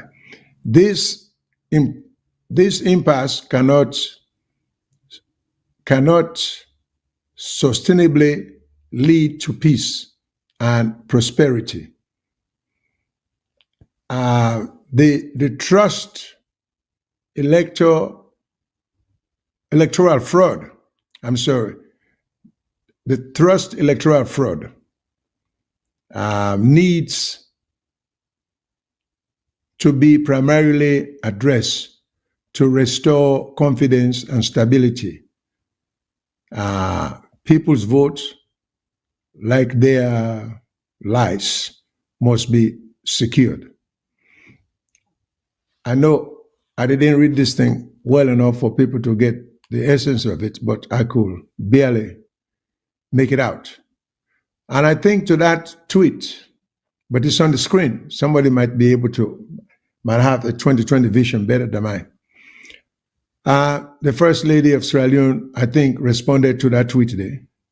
He said, this country also need an opposition that is truly honest to its supporters. 2028 is around the corner, and intellectuals like you, if you are truly one, are still busy using social media to fake Sierra Leoneans. Get your house in order, sir. The current narrative is simple: progress. All right. Well, I just get a short comment about Mr. Fitzgerald in tweet.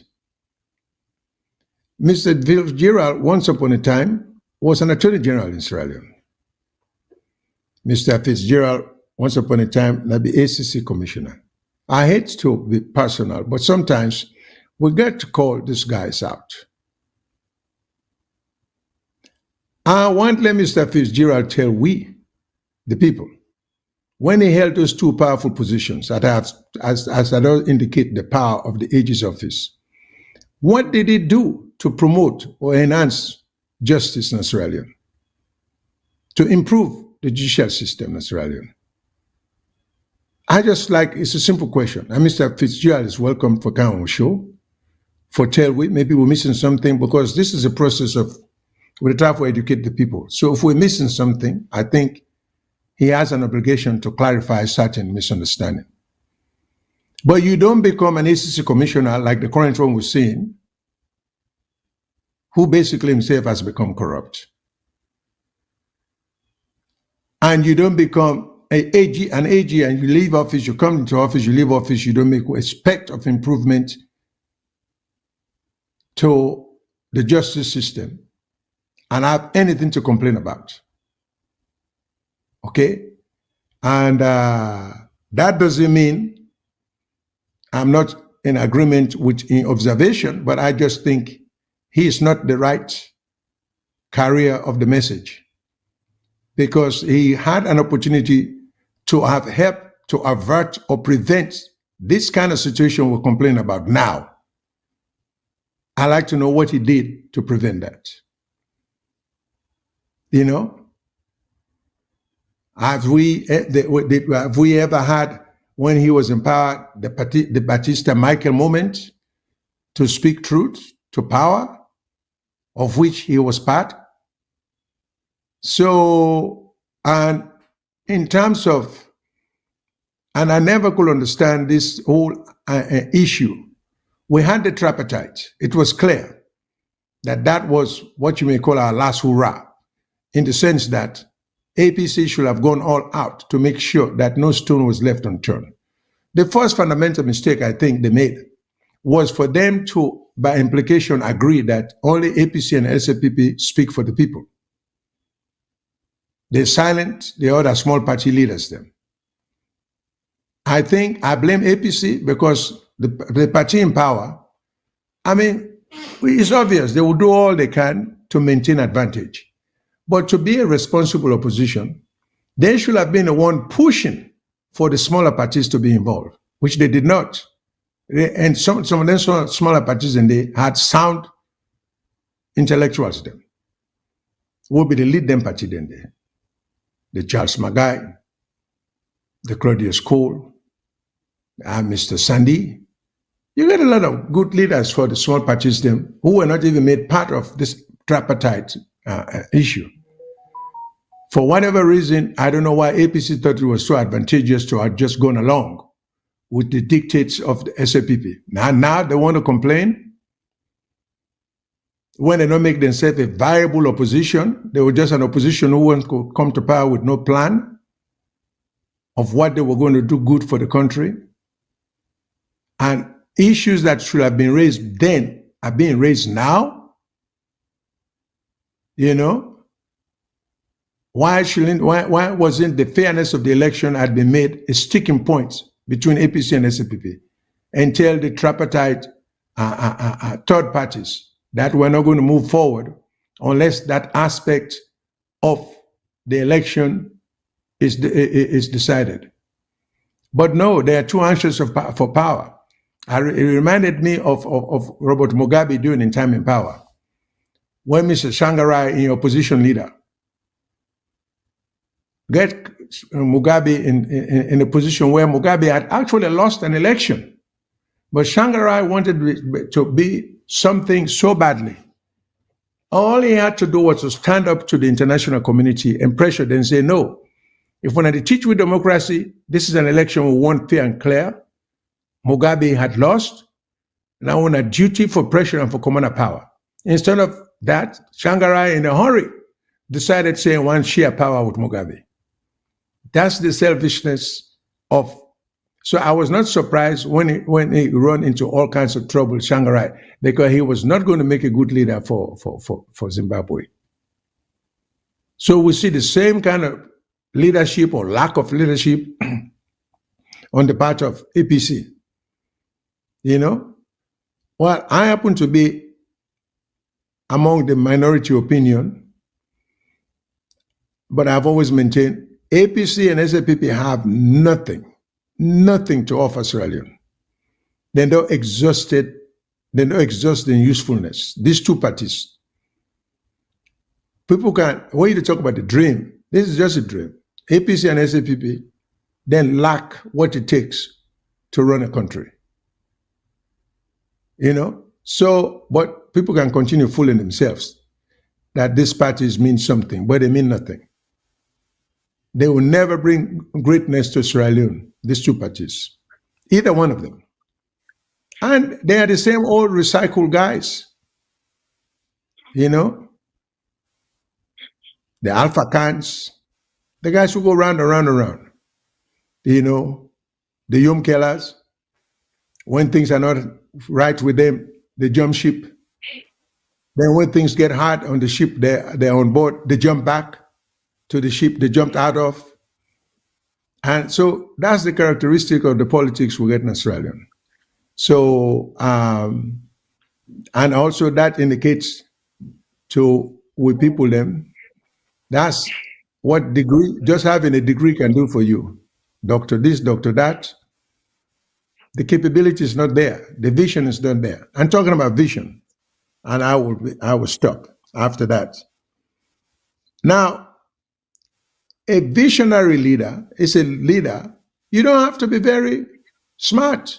You just have to have, like they say, vision, dream. I can give you examples. Let me start with the iPhone. Steve Jobs, the founder, the pioneer of iPhone, had no science background. You know, he went to a general arts college. They didn't obtain anything, to my recollection, more than a bachelor's degree, and not in the sciences. But he always had this vision of the telephone communication system changing to be what it is today. But he was smart enough to know he was not a scientist, he was not an engineer. So he discussed that with another guy who was an engineer in that field. And if this guy said, listen, this is what I'm thinking about. Telephone not going to be this way, not going to be this way. And the guy said, you know, you get a point. We can work on that. Okay. And that was the beginning of the cell phone or telephone system as we know it today, the iPhone. I remember I was in the United States. I was already here when what you would call cable vision now, or television as we know it. Television nationwide in the United States, in Britain, in Europe, everywhere. 11 o'clock, 12 o'clock, television shut down. Television, that was it. Programs are over. Everything was finished. And then we had three major networks in the United States, ABC, NBC, and CBS, with local affiliates. 11 o'clock, and play the national anthem and shut down for the day, and open next day 5 or 6 o'clock in the morning. Ted Turner, the founder of CNN, who was not a scientist either, but had this vision and say, why can't television operate 24 hours? But for it to operate with antenna arranging it, not possible. So they came up with the idea of cable vision. And I was in this country when everybody said Ted Turner had lost his mind. He inherited about $20 million then, which it was a substantial amount of money. But they say, yeah, it's a $30 in mind. He go bankrupt himself and waste money when Papa left for him. And Ted Turner, against all odds and against the advice of experts, but in vision about what television should be, the television as we know it today, was so strong. He said, I'm going to put all my money into what he called CNN. That's how we have CNN. He's supposed to be a scientist. And Ted Turner is still alive. And people can Google, then stories there. And this is but it's somebody's dream, somebody's imagination, somebody who's not even in the sciences. When President Kennedy go France on some European visits, he fell in love with the layout of Paris. He said to him, Foreign Minister McNamara, one of the Secretary of State, he said, you know, that's how I would like Washington, D.C. to look like. He was that impressed. He came back to the United States. He rounded up business people, them, policymakers. He said, we are Americans. People look up to us. There's nothing we cannot do. I want D.C. and some of the major cities to look better than Paris. The same President Kennedy, now he dream about man going to space. When I say now he dream, not to the initial, scientists didn't get that in mind. But now he make him a policy. And we can Google that too. He said by the turn of the century, America shall send a man to space and hopefully land on the moon. This was just the vision of a president. I had no idea how that should be accomplished, but say America being America, Americans being Americans, it can be accomplished. That's all he did. And the one that will get the know-how, the geniuses, them and the scientists, they rally behind the president, and America send man to the moon. So vision is very important. What you dream for you people then. But if you dream that for kind of power and accumulate wealth surreptitiously and do very little for the people, that's easy. Because you have complete control to the country's resources. You can mismanage them and misuse them anyhow you feel. You don't deserve any praise for that. You know? And so vision, a country needs a visionary. A country needs a group, like Mr. Jamboria said, when you get people of like minds, they can accomplish a whole lot of stuff. So Sierra Leone, like one of our callers call and say, we have just been unfortunate in many respects not to have had a leader with such a passion. We've had leaders with passion to destroy the country. Like Pashaki, for example, he could have done a whole lot. I think Mr. Jamboria would disagree with me on that. But we inherit a system whereby if we had just left it like that and improve, instead of going into this so-called fictitious Republican constitution, we're not getting any meaning. You know, Republican. The only meaning was to take away, consolidate power from having a prime minister and a governor general to that of one, to a unitary person like a president who didn't want to account. So we've not been fortunate. And let me also hasten. Whatever Shaka Stephen did, this was something being contemplated by Albert Magai to do. It just so happened he no kind of power.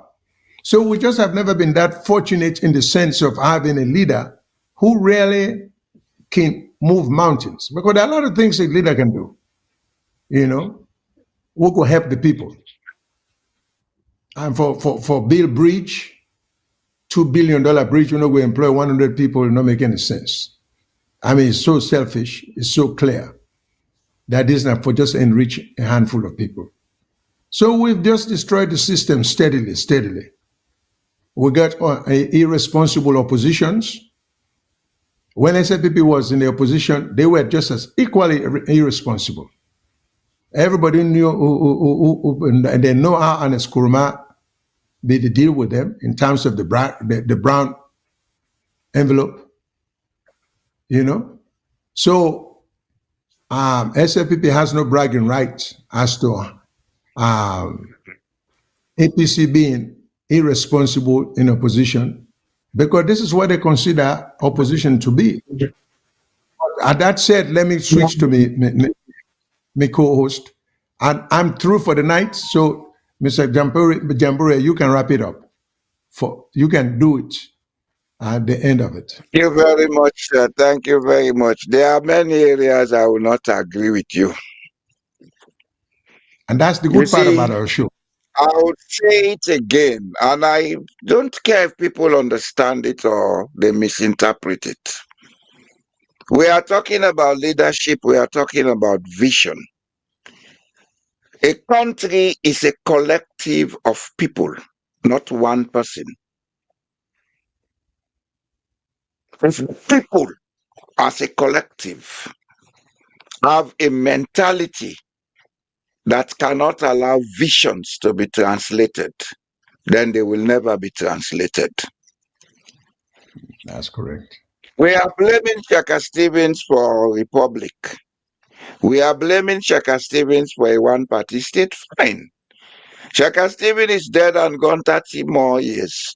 Have we changed it? No, because we don't have the mentality.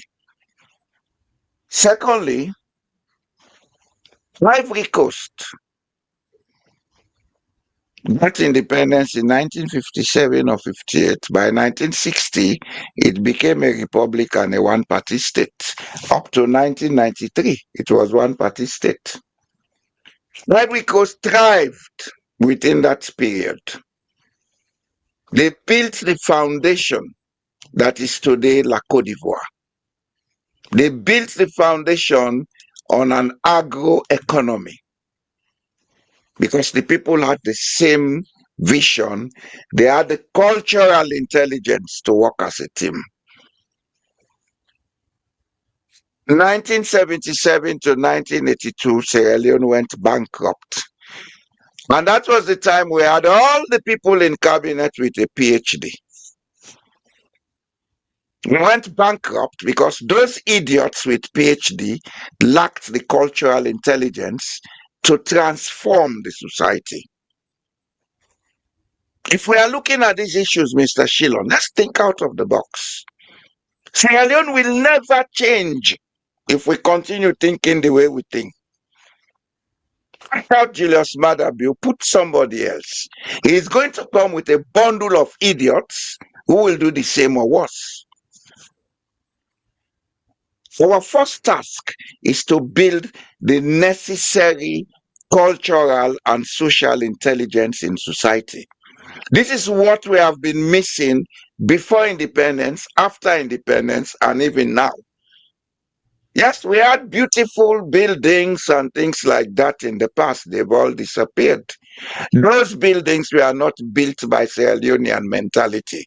They were built from the British mentality. And as I said before, we started deteriorating even before independence. When they went to Lancaster House for independence talk, they disagreed such that Shaka Stevens was bundled, put on handcuff, and deported. because he disagreed that the SLPP should not continue as government, because before independence, the SLPP as a caretaker government was running a one-party state. He said, let's have elections before independence. Other people agreed on that. He was bundled, brought to Pademba Road. He was there on the day of independence. We started dividing even before independence, because we don't have the relative cultural and social intelligence to live as a people. One thing Sierra Leoneans have to understand is that civilization is not about clothes and cars and buildings. It's your ability to tolerate each other, your cultural intelligence. So we can relatively say Sierra Leoneans are not civilized. We are not. We are not. We have to accept that. We are not civilized. We would only see blame in others. We will see fault in others. We will not accept what is wrong with us. Behaving that way means you are intolerant, and being intolerant means you are not civilized. Julius Madabio is the product of our uncivilized attitudes and behavior. And we are going to have somebody worse than him if we are not careful. Because this present crop of politicians, the way I see them, they don't give a hoot about what is happening. They give a hoot about how to make money.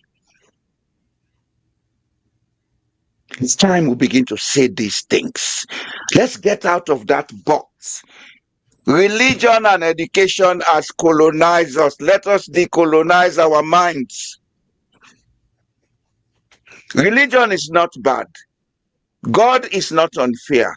But the way it was taken to us was to colonize us, not to make us understand God. And even today it's worse, because these so-called new churches, they come and preach to you, your God, your this in Jesus' name. They don't tell you think, because the power of God is your ability to think. They don't. They tell you in Jesus' name this would happen, you will get a visa. They will not tell you how to go and grow rice, but they will pray for you to get a visa to come and be a slave in America. They will pray for you, for your child to pass exams without telling you. Tell the child to go and study. As it is now, one of the biggest problems we have with education is that people who want to learn genuinely get failed at the end of the year. Those who bribe, or girls who allow themselves to be abused and misused, get good grades. This is what we have become, because we threw out the ability of God in us, the power of intellect. If we want to change Sierra Leone, we can talk from now till thy kingdom come about what Fatima Bio said, what Fitzgerald said. These people don't even know why they are. I'll tell you this, Mr. Shyllon. Steve Jobs was not a scientist, but he was aware of why he is, and he actualized what he is. And that's why he said, the world is changed by crazy people. He said it. Don't mind if people think you are crazy. Just be aware of why you are here, what you are here for. These people that we put in front of us don't know why they are here and what they are here for. It is only in Sierra Leone you'll hear somebody of responsibility in a public office say, my administration. What is your administration? It's not your administration. It's a common word they use, my administration. It's not your administration. Wherever there's too much ego, it's a manifestation of apt stupidity and idiocy. And it's abundant in Sierra Leone. There are few, the Batista, Michaels, etc., who stand out because they've taken themselves out of that box. Very few. But the majority, like one of our callers said, are the uneducated or educational intellectuals. They may seem to be educated, but listen to them, see them act, you see barbarians and bushmen. So if we want to change Sierra Leone, as I said, we should not expect leadership from the political class. We, the people, have to provide them with the leadership. And one way to provide the leadership is to treat them harshly, like I do. I tell them all the time how idiotic they are. If they want, they can come after me. If they have anything against Boye Jallo Jamboria, let them say it. Let them say it. They don't own Sierra Leone. The constitution of Sierra Leone is clear in chapter 2. Sovereignty belongs to the people. So for somebody to come and say demonize, he doesn't even know what is in the constitution. It's the right of the people I'm using because I'm part of the people. I'm not demonizing anybody. I'm telling an idiot to behave himself because he's working for us. It's time we raise up the bar in Sierra Leone. It's time we stop this petty talk. They will continue to do all these funny things. We come and talk about it. That's the end of it. We need a shock in Sierra Leone, and the shock should begin with telling those in power how stupid and idiotic they are. Because they've grown so big in their ego, they think nobody should tell them that. Well, we are going to begin to shock them. Stop being idiots, then we'll respect your power. I'll end it there tonight. Thank you very much, Mr. Jamboria. Your thoughts and comments are greatly appreciated. Thanks for the day. Thanks to the audience. Good night.